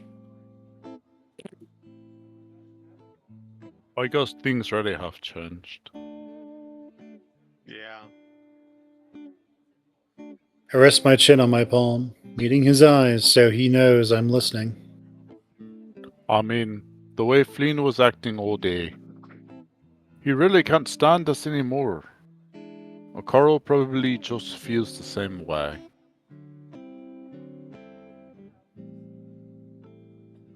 I don't think so. Flynn usually been that way, right? Not like that. Like the way he was talking to you earlier. So, he did hear. Guess you were right. I should have just left shit alone. We all used to fit together so well. But now we've all changed. And it's like we're bending ourselves to fit again. I guess that's just life, right? Leo grunts and keeps staring at the window. It's clear how much he wanted this all to work out, to give us the opportunity for one last hurrah before we separated for good. And now I'm actually pretty angry at myself and the others. This is our last chance to really say our goodbyes, and it's like we don't care at all. Jenna and TJ are off doing their own thing. Carl's getting lost and probably high. And Flynn's being Flynn. I lean forward, then, grinning. You know, I'm really happy you planned all this. Slowly, Leo shifts his attention from the sunset to my face. I smile widely for him. This is the most fun I've had all year, even though everyone's acting like a dick. And not the good way. I dip my head self-consciously. Including me. I know. This whole thing has reminded me about a lot of good things that's happened in this town. And even though I've been kind of shitty, I think it's a good note to leave off on. Leo raises his brows. Because weren't things always shitty? It's part of the experience. Leo stares at me for a long time, and I feel my grin starting to fade. But then he reaches forward and rubs a thumb up my nose. I blink in surprise, and he shows me a smear of white on his thumb pad. Sorry. It was hard to take you seriously looking like a cokehead. He grins and licks his thumb. All that snot and disgusting. Marinated too. Just marinated in mucus. Eh, I know it's nasty. I blush and grab a napkin to wipe my face, but Leo rests a paw on my arm. But seriously, thanks. For trying, at least. Leo looks like he's about to say something else, hesitates, and opens his muzzle again. So, Cutie. I think this is Clint. Did you want to try? That was my try. Alright, go for it. Yeah, go for it. Leo and I look up to find a lanky, patchy, ugly ring-tailed cat staring down at us with beady black eyes. I don't know if you knew, there's a lot of other people in here trying to enjoy their meal. Clint puts a paw down on the edge of the table, leaning in. Could you try not to ruin it for us? He grins at me, showing me how many teeth he's missing. Guess he graduated from huffing paint since last time I saw him. The hell do you think you're doing? Here, Chase. Didn't you rump his fat ass? Because I'm homophobic, I but I grimace. still keep apprised of all relationships with the gays. I grimace.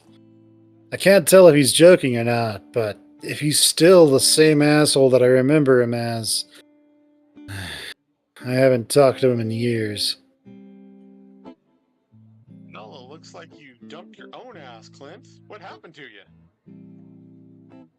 I can see Clint's brain work as he digests what I said, deciphering whether or not he should be offended.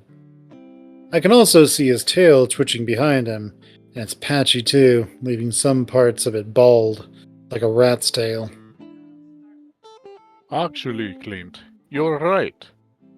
We're all trying to eat, but there's a smelly, ugly, ring-tailed skeleton ruining it for us.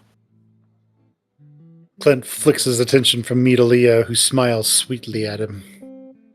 Mind doing us all a favor and getting the fuck out? Clint leans in low to the table, putting his face next to Leo's.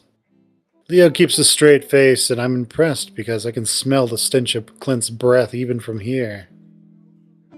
Think you're funny? Bad word. I won't say. Beastler, I guess. Oh, I guess there's a Beastler. worse one coming. Yeah. It's other bad word. If you're trying- S-slur, Isler. If you're so we don't trying get demonetized. right, if you're trying to make me mad, you might as well do it right, eh? Leo takes a sip from his milkshake nonchalantly, while Clint gapes at him.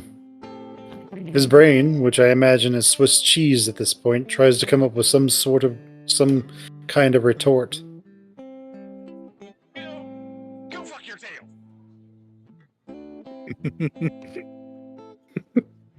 Yeah. Well, I tell you to do the same, but you've got a sister at home, don't you? Clint moves fast. That's very nasty. Yeah. Clint moves fast, swinging a fist up and down towards Leo's jaw. Leo's ready for him and lunges to the side, though the fist still glances at the side of his face. He grabs Clint's arm and yanks him down into the table, which knocks over my milkshake, sends it splashing into my lap. I gasp and stand up and move to the side of the table while Leo starts to rub Clint's face in the mess, smashing into the table a few times. Stop it! Oh, hold on. Stop it! I jump as Janice shouts right next to me. Leo hears her too and turns around while still holding Clint down. The dead look is still in her eyes, and the fur on her face is matted, like she's been crying a lot but hadn't washed since. I am not going to deal with this today, Leo. You know Clint started it.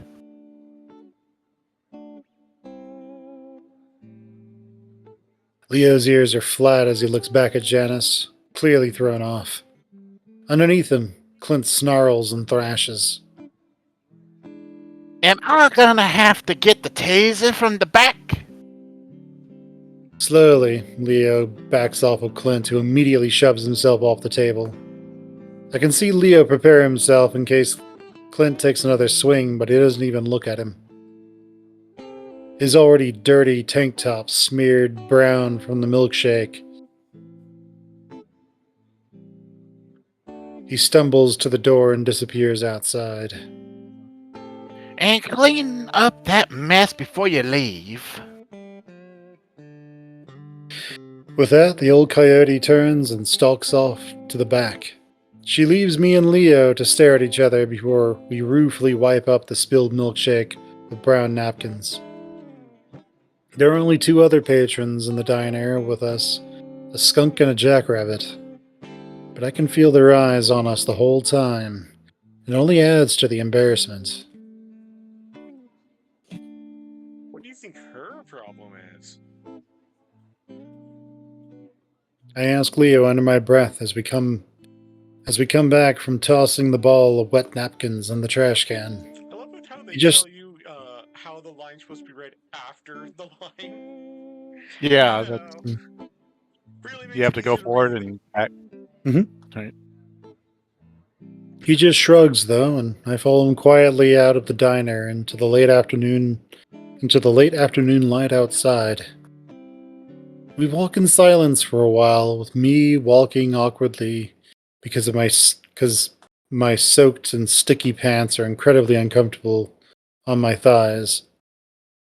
We stop at the motel where I change and shower before grabbing a fresh change of clothes. Then we Change his start back clothes out now? again. Yeah. And here I thought like he just got dressed like Sailor Moon.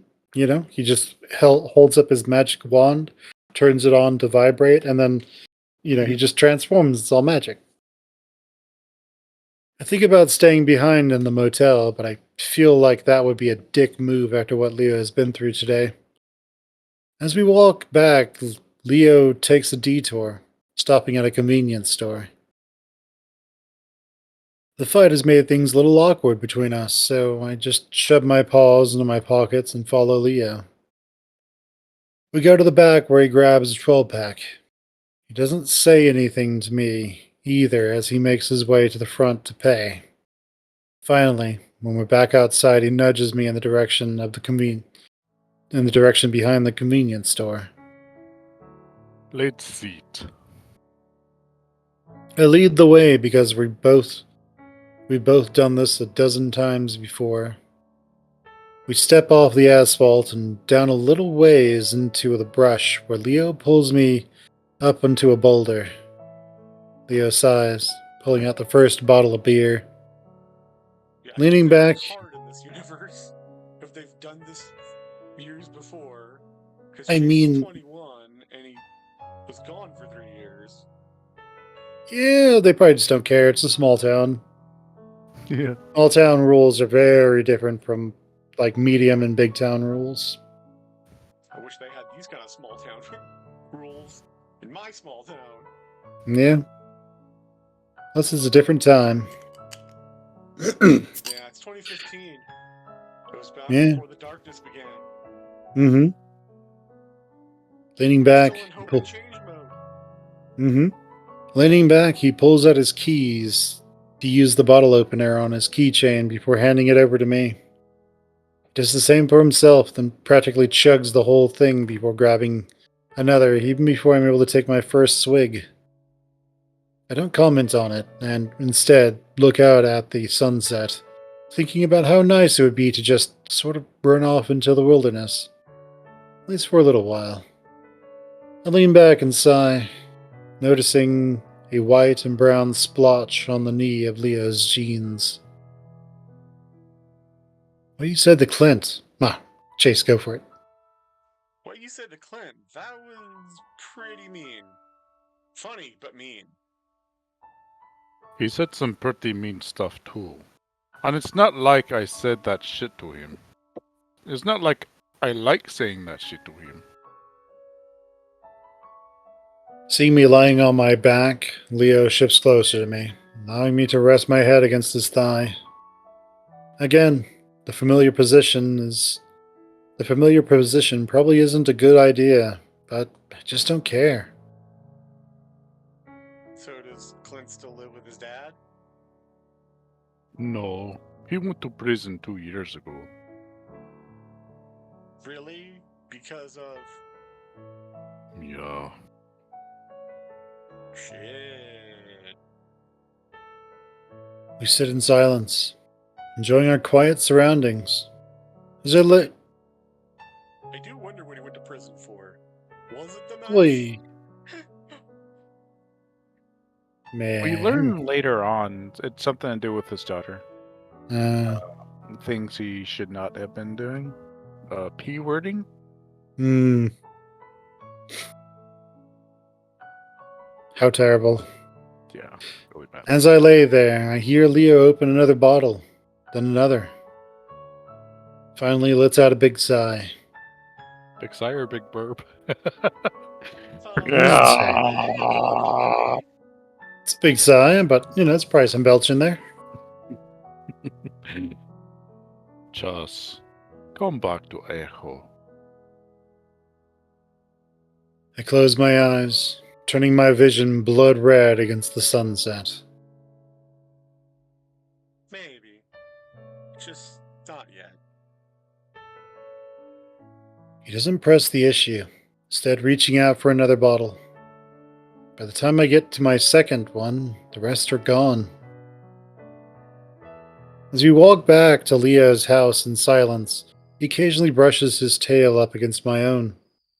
I let him. He's mildly drunk, so he's sort of excused for now. Wait, 10 beers in a sitting and he only gets mildly drunk? Does Some he almost people, have a super liver? Jesus. some people have really high tolerances, so he probably just he's probably a raging alcoholic. By now, yeah. Probably. I do have to push his muzzle away when he leans up against me for some support after his feet hit a sudden dip in the road. I'm busy trying to steady him when I hear footsteps pounding up behind us. Before I know it, Leo's shoved me hard to the side and I go stumbling into the weeds. Whirling around, I see a dark figure running off to the side from Leo. His attack aborted as he saw the wolf had seen him. He comes back around and I immediately see that it's Clint. He's got a crowbar in one paw. My stomach drops as I look from him to Leo, who's got a giant smile on his face. Like this is exactly what he wanted to happen. What the hell? Come back for more, Clint? Clint doesn't say anything. Instead, he just screams and runs at Leo again. Usually I wouldn't be worried about Leo in a fight with Clint, but the crowbar and the fact that Leo can barely stand has me really worried. Leo backpedals, then ducks low and lunges forward, which I don't think Clint expects. His grunt is... His grunt is... Oh yeah. His grunt is guttural, but to my surprise, he doesn't go down. Instead, he grips the back of Leo's shirt before raising the crowbar and bringing it down to Leo's back with a solid, meaty thud. I gasp and cringe and start to jog towards them. Clint presses forward and Leo trips over something, landing on his butt. Clint raises the crowbar again and Leo raises a paw. For about 2 seconds they play a game. They play a game with Leo moving his paws around above his head, anticipating the swing. Clint, meanwhile, keeps trying to re-angle the crowbar so that Leo will miss. He doesn't get a chance, though, because that's when I reach them. I'm not exactly a good fighter, considering I've never been in a fight before, but the idea of Leo getting his face beaten in with a crowbar provides me with the terror that spurs me on. I jump onto his back, grab a handful of fur on his forehead, and yank back as hard as I can. I guess I should have hit him or something, but it seems to work all right. His remaining teeth flash in the porch light, and I get a hot blast of his rancid breath as he snarls angrily. Suddenly, I'm sitting down on the asphalt, feeling like my forehead had just caved in. He must have somehow swung the crowbar back and hit me. I desperately rub at my head, imagining the skull shattered into a million pieces like an egg, but everything feels like it's in shape. The fight's still going on, and I can hear Leo snarling. It's not a sound that I've heard that often, but it's deep, way scarier than anything Flint could have managed. I try to focus on the spot that I see their bodies tangled together. When I do, I see that Flint's on top again, the crowbar raised, pointy end down, aimed at Leo's face. I start to crawl towards them, but there's no way I'm going to make it. Again, the sound of something hard striking flesh. This time it isn't Clint striking Leo. It's Clint that hisses in pain, this time as he arches backwards, his fangs baring his fangs. There's a dark shape behind him, but before I can focus on it, Leo's massive paw smashes into the side of Clint's face. Leo's not playing this time. In fact, it looks like he put everything he had into that punch, and the sound it makes is like a stab of beef a slab of beef being thrown against concrete. Flint's body goes. Flint's body goes. Flint's body visibly goes slack before he slumps down against Leo, only to be shoved roughly to the side.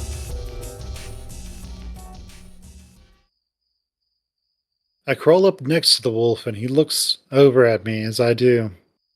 His paw immediately goes to my head to steady it as he looks closer at my face. Orc. Did he hit you? That's when I realize that I have a massive headache. It feels like it's full of water. I rub the spot that itches a bit right above my eyebrow. My pad comes away slightly dark and bloody. That fucking piece of shit. Leo sends a back fist into the side of the downed Clint's face. Hey, that's enough, Leo. That's when I remember that there was someone else that actually saved Leo. The voice is familiar, but it isn't until I look up at the source that I recognize Kudzu. He's breathing hard and he's holding the crowbar that Flint dropped. Dark spots around his eyes blend in with the night and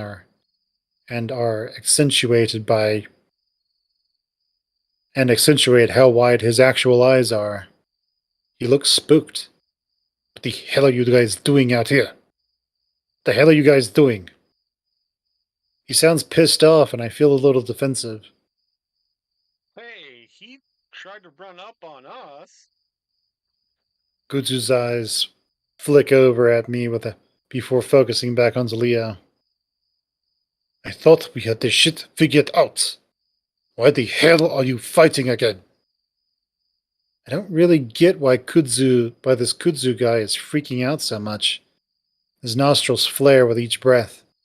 You'd think he was the one that almost got his brains run through with a crowbar. Calm the fuck down. You know how Clint is. He wouldn't do half the crap he does if you didn't antagonize him so much. You say he was a bully, but from what I've seen, it's the reverse. It's hard to think of Leo as a bully, but the way he had acted towards Clint in the diner was a bit much, even if it was Clint. Hey, if he can't take it, then maybe he shouldn't dish it, eh? Leo grins and sticks out a paw to Kudzu, who glares, but nevertheless reaches down and helps him up. Leo promptly pulls me up with him.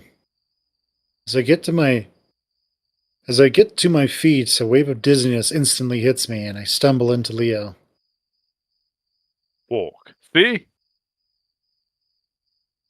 Leo steadies me, and looks into my eyes, worry etched all over his face.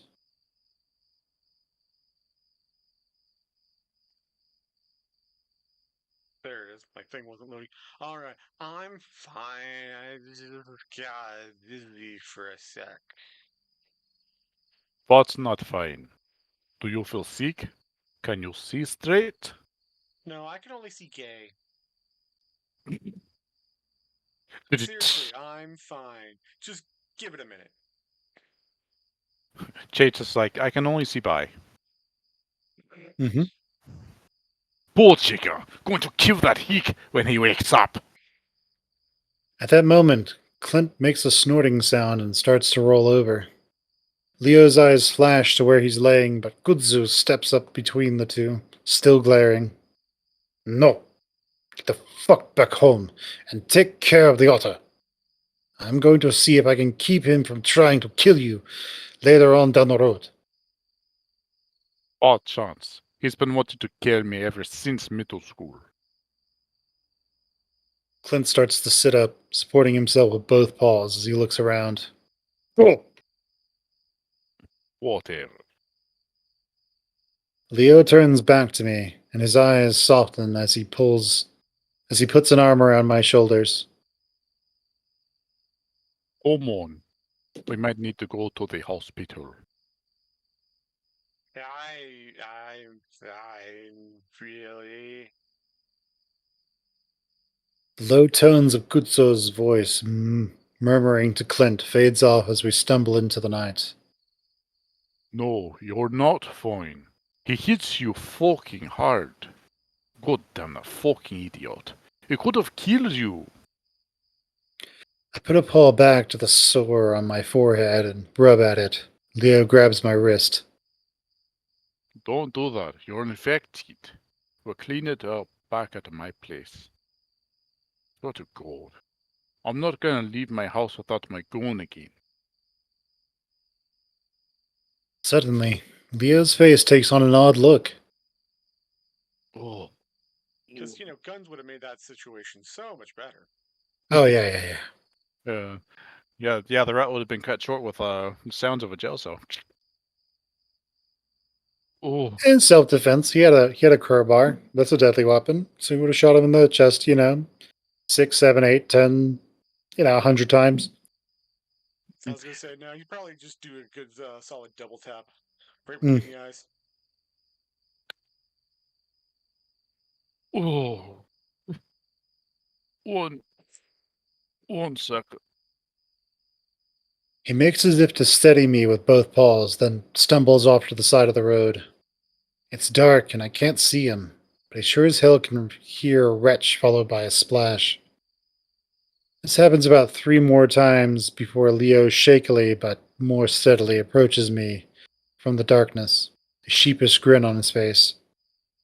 Again, he was only mildly drunk, you guys. Mhm. That was an Mildly. accurate description earlier in the text. Mildly. I think it's just Chase has like a bad ability to read people, Yeah. so he thinks it's mild and it's not. You okay?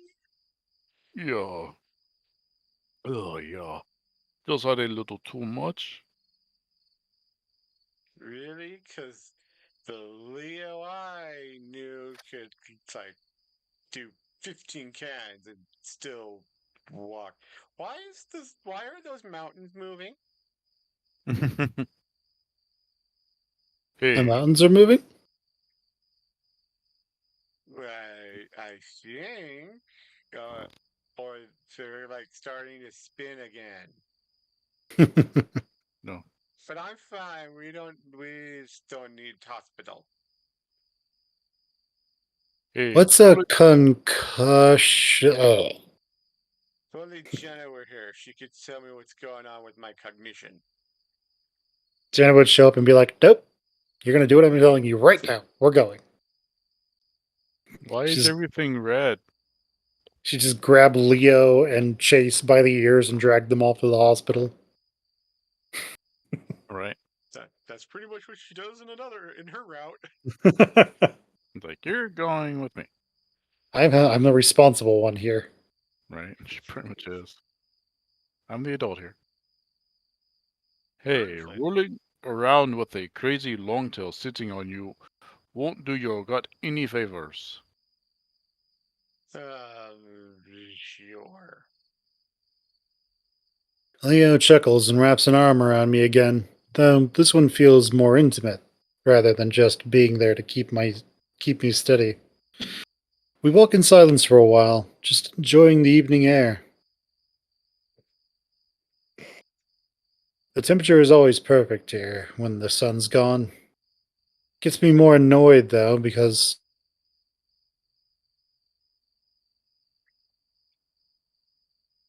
at least that's what I imagine he was trying to do, since hitting somebody with a crowbar isn't exactly fucking around. Has it really gotten like this bad between you and Clint? Leo squeezes me. It's always been this way. It looked like he was trying to kill you. Well, the gringo really hates me.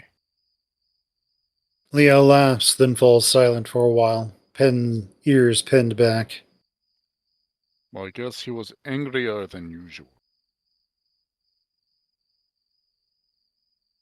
I think it's just that I might have pissed him off more than I usually do. I look back at him. Nah, he's just jealous. He's like, I want otter. Go get Dale. About that, what you said to him at the diner was really awful. You too? How can he expect not to get hit with that if he's going to go off on us about me being an Essler? Leo barks out a laugh. So, I Talk mean, he is a shit. dog. Yeah. Oh. Talk shit, get heat. I always say. I don't know, man. What his dad did different. It's not like his fault, you know? Hey, he might be fucked up, but he can still make the decision to be a complete dick to everyone, can't he? I wish Jenna were here to back me up with how that isn't exactly fair to Clint. Anyway, I think he was on something. Did you see how crazy he looked?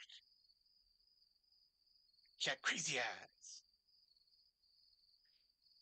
He always.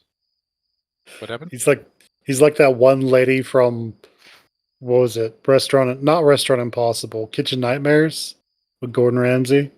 There's like this one lady and her crazy husband, and like her eyes are always super wide open, and she's just looking directly at Gordon. It's like psychotic stare. Well, you Yeah. gotta fight crazy with more crazy. She just looks nuts. All right, Leo, go for it. He's always on something. And speaking of which, Leo steps slow, and I look ahead to see an isolated house further up the road. The porch light is on, and I see a skinny figure get out of a chair and start walking up from the front yard. It's clear he means to intercept us, and I slow down with Leo as he draws closer. ooh, Leo nods at him. Yep. The skinny Clint's weasel. grandson looks just so good, right? Mm-hmm. Totally. The skinny weasel looks us both up and down, raising up a paw to pull a drag from what looks like a cigar. I assume it's actually a blunt because it smells like Carl. He's as patchy and unhealthy looking as I remember him. Not as torn up as Flint, but still bad enough to know he's done his fair share of dabbling in meth. He doesn't say anything, and after a while, Leo clears his throat. he's indeed nice. So who He's wants to? here. He's here. As Duke cuts Leo off, he's staring right at me, so I assume it's me he's talking about. Hi, you. I probably couldn't have said anything more awkwardly. Leo steps forward, partially in front of me. Did you need something? Duke lets out a long stream of smoke towards us. Definitely a blunt. Some shit's been happening to me. You didn't like my Eh. voice that much? Oh, you can do it. You can do it. Go for it. Some shit's been happening to me. After y'all told me about it. Yeah, it's pretty good actually. He's an old crazy redneck. Mm-hmm. But also old He's man. an old crazy redneck. Well, All I'm right, just not Leo. mad at that Cotton Eye Joe, because, I mean, Mhm. where did he come from? And I where don't did he know. go? I mean, Where'd without he him, go? he would have been married a long time ago. Mm-hmm. All right, Leo. Are you going to say your line? It was just, Leo looks at him. looking particularly puzzled, though I can see his tail twitching behind him. You've been seeing shit, and now I've been seeing shit. It's quiet for a few seconds. Then Leo laughs. Well, maybe lay off the drug cocktails. But they go with my shrimp. Go with my shrimp. My smoking shrimp, the kind I'm smoking on right now. Mm-hmm. Yep, yep, yep. Oh, you better know. You better know it. No, it's different.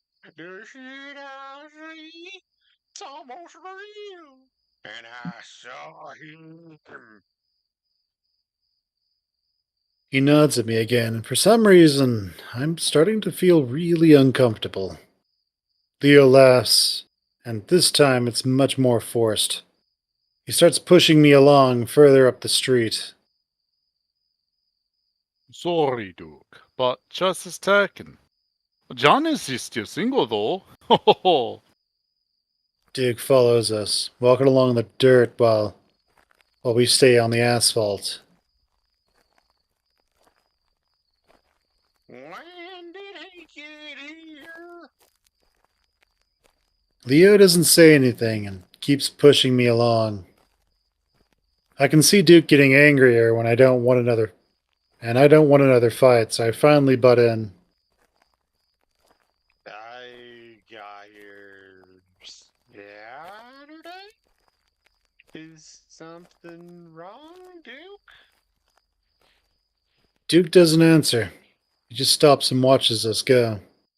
A frown stretched across his face. Keep on looking over my shoulder at him, but he doesn't move, and he doesn't take his eyes off us. What the fuck? Stop looking at him, Chels. What was he talking about? Does it matter? Just keep moving and hope we don't run into any more of these cycles. I manage to not look back again, but I feel his eyes on the back of my neck the entire time. That's how Chase Even- doesn't turn into a pillar of salt. The Bible verse? Oh yeah. Even though the instructions say only to take 2, Leo gives me 3 generic acetaminophen pills. That's Tylenol for those of you who don't know what acetaminophen is. Yeah, I don't know why they didn't think they could just say Tylenol. It's probably just because it's a brand name or something. Yeah. Sort of like how ibuprofen is actually Motrin. So you really don't want to say that and get the copyright hit I don't know. instead of See- brand name. See, I always call it just ibuprofen. Yeah. It's drugs. After that, he takes me to the bathroom and starts cleaning the cut on my forehead. I grimace against the sting of the rubbing alcohol. Okay, this is how you know Leo's gay. Look how cute this bathroom is. Hmm. For just a single man living out in the country alone, and his bathroom Yeah, you looks know. like that.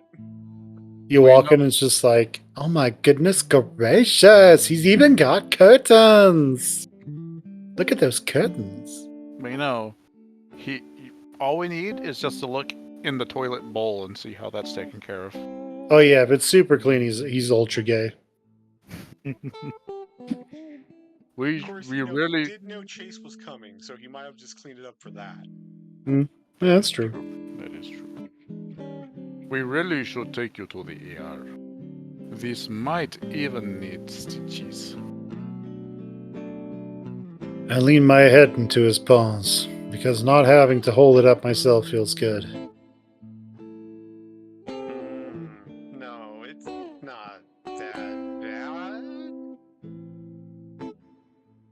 Besides, even if it is a concussion, they'll send me home and tell me to get some rest. So I'll It's simply just go to sleep right now on your shoulder, Leo. Because Chase has so much experience getting concussions. Mm-hmm. He actually does. If you read the prologue, along with a $500 bill, which I could use a $500 bill. Meat? Do they make those, or they just give you like 5 Benjamin Franklins? They tear $1,000 bill in half and hand it to you. Mm-hmm. Oh yeah, true.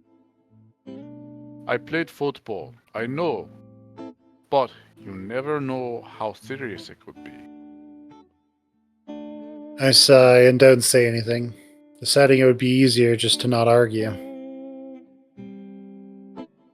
Leo starts to debate whether or not to shave the fur, but I finally get annoyed and tell him to get on with it.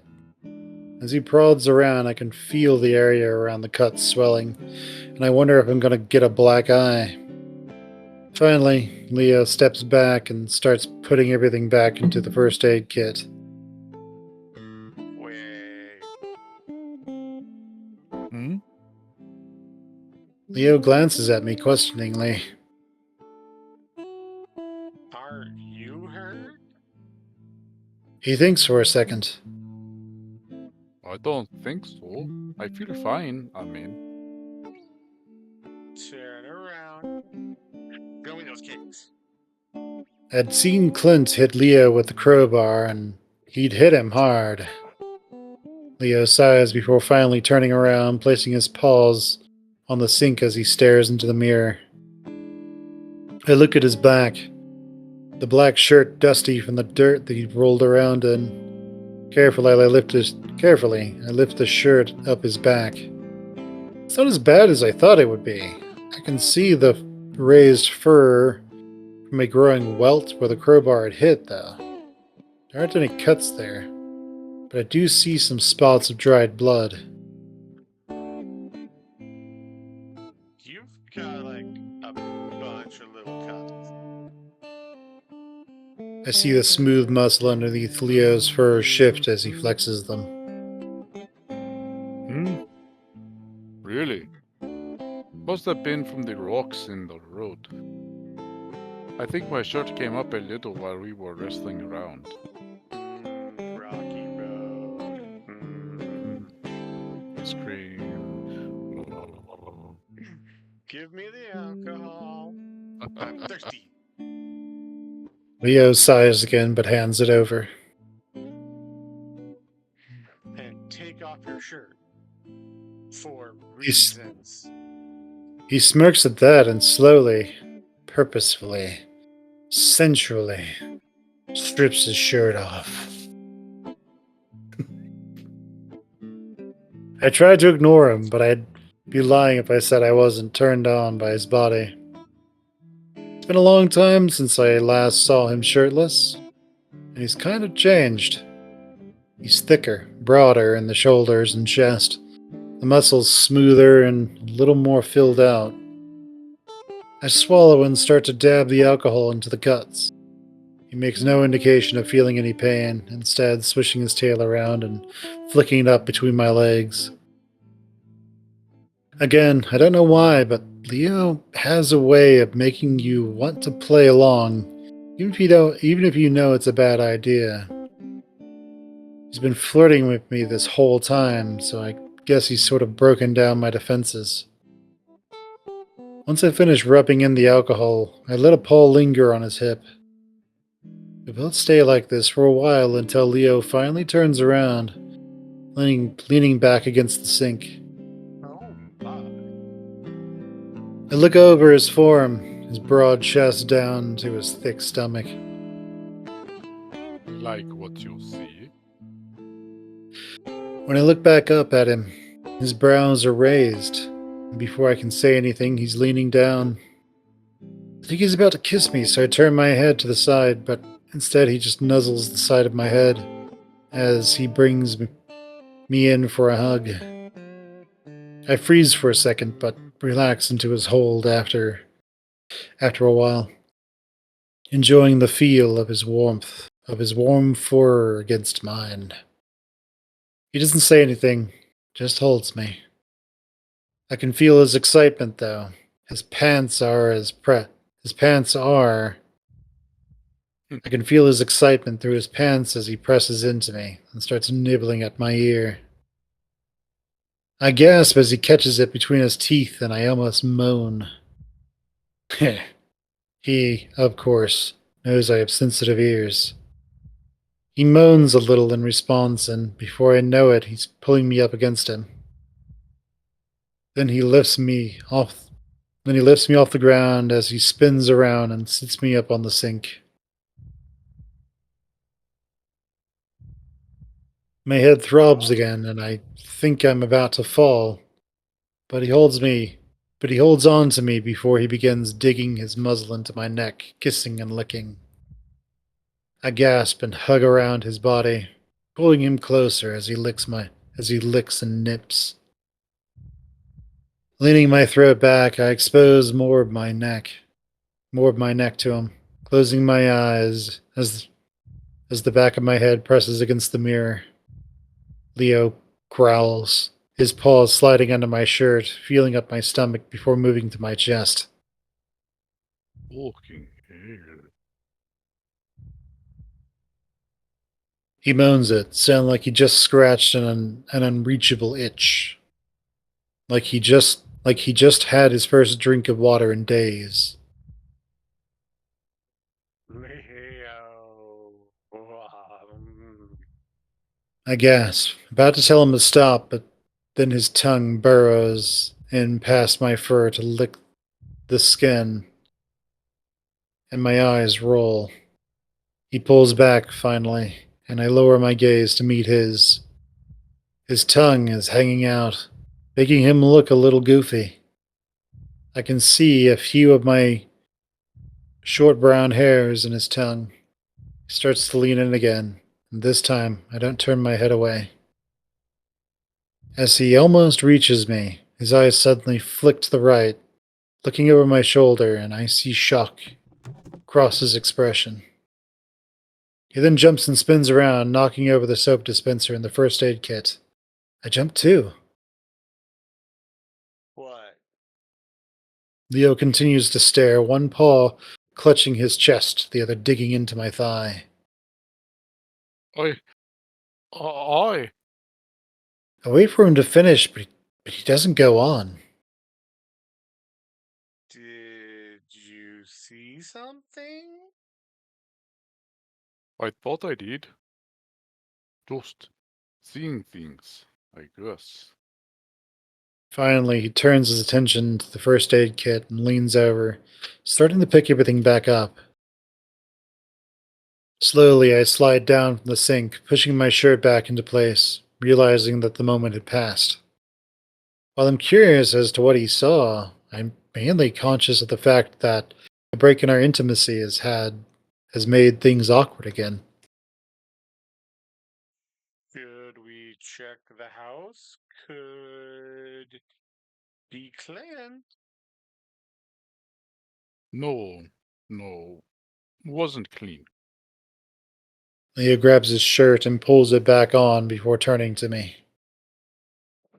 Just seeing things. I think back to Clint. Well, all right.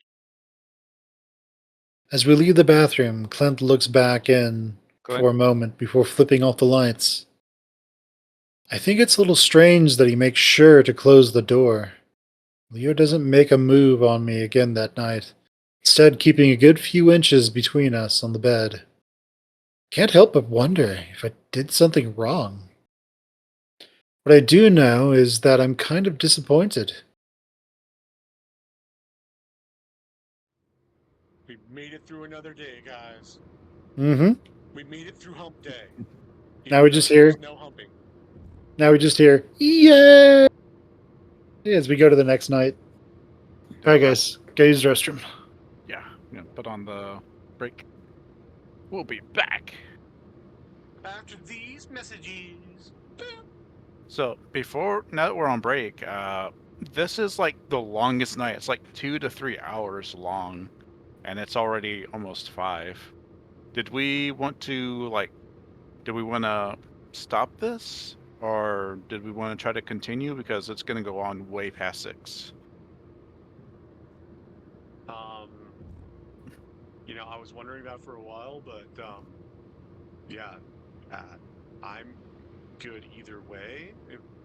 I mean, I'm having a good time. If we want to pick this up again, you know. I'm having a good time too, but I think it might be better just to like do something else so we don't have to like cut out in the middle of this if we really want to try to stop at 6. Plus, I'd like to see if like anyone's donated, which I don't think Ben's even gotten any viewers for this. Well, hopefully when it, gets over to YouTube. We got a viewer. That's probably me.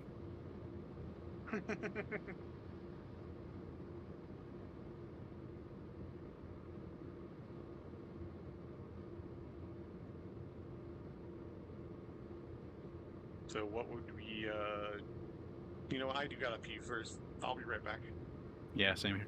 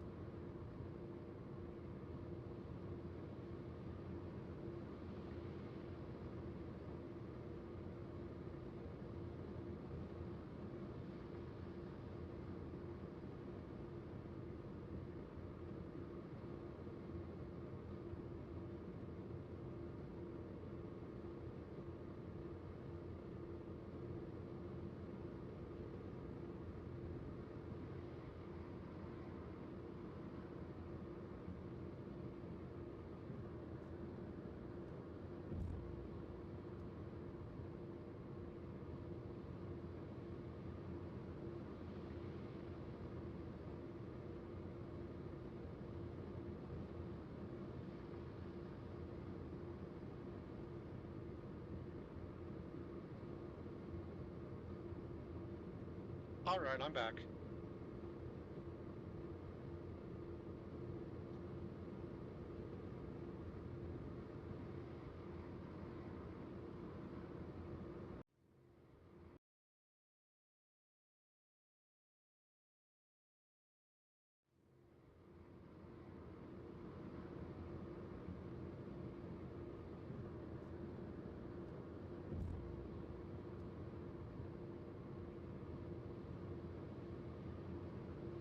All right. Are you guys back? I am. So I do have a question. Yep. Is this the last day, or do we have more days to go? Oh no, this goes through Sunday. We haven't even reached the spookies yet.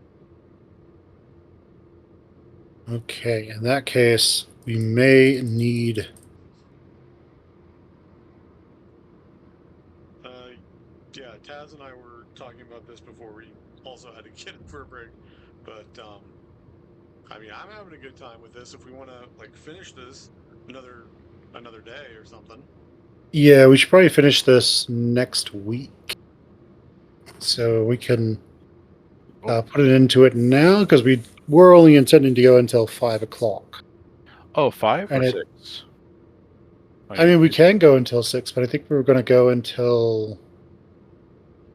We're going to stream for 8 hours, right? yeah, it's already almost 7 hours. So we could do something else. I would be totally fine with that. Okay. Uh, So this one, I was telling Kaiser, like this is the long. It was like the long day. This goes for like 2.5 to 3 hours. yeah, okay. We'll do this. We'll start on this Are one you next time. are you sure Yeah. that should be Saturday night? Because that's where Yep. like most of the game is. So this one goes on a long time too. Really? Because I thought All with this right. one they just go to the football field. All right. Well, I have made the executive decision. We will pick this up next Friday. Yeah. Maybe I'm wrong, but I think this is the one that goes on a long time. But next Friday. All Yes. right. Indeed. All right. I've made my quick save. So, what time should we do it? Because I will be working next Saturday. Next Friday? Yeah, next Friday, I mean. Yeah. Do we want to try to pick it up for a few hours at like 4 or 4:30? Yeah, let's see.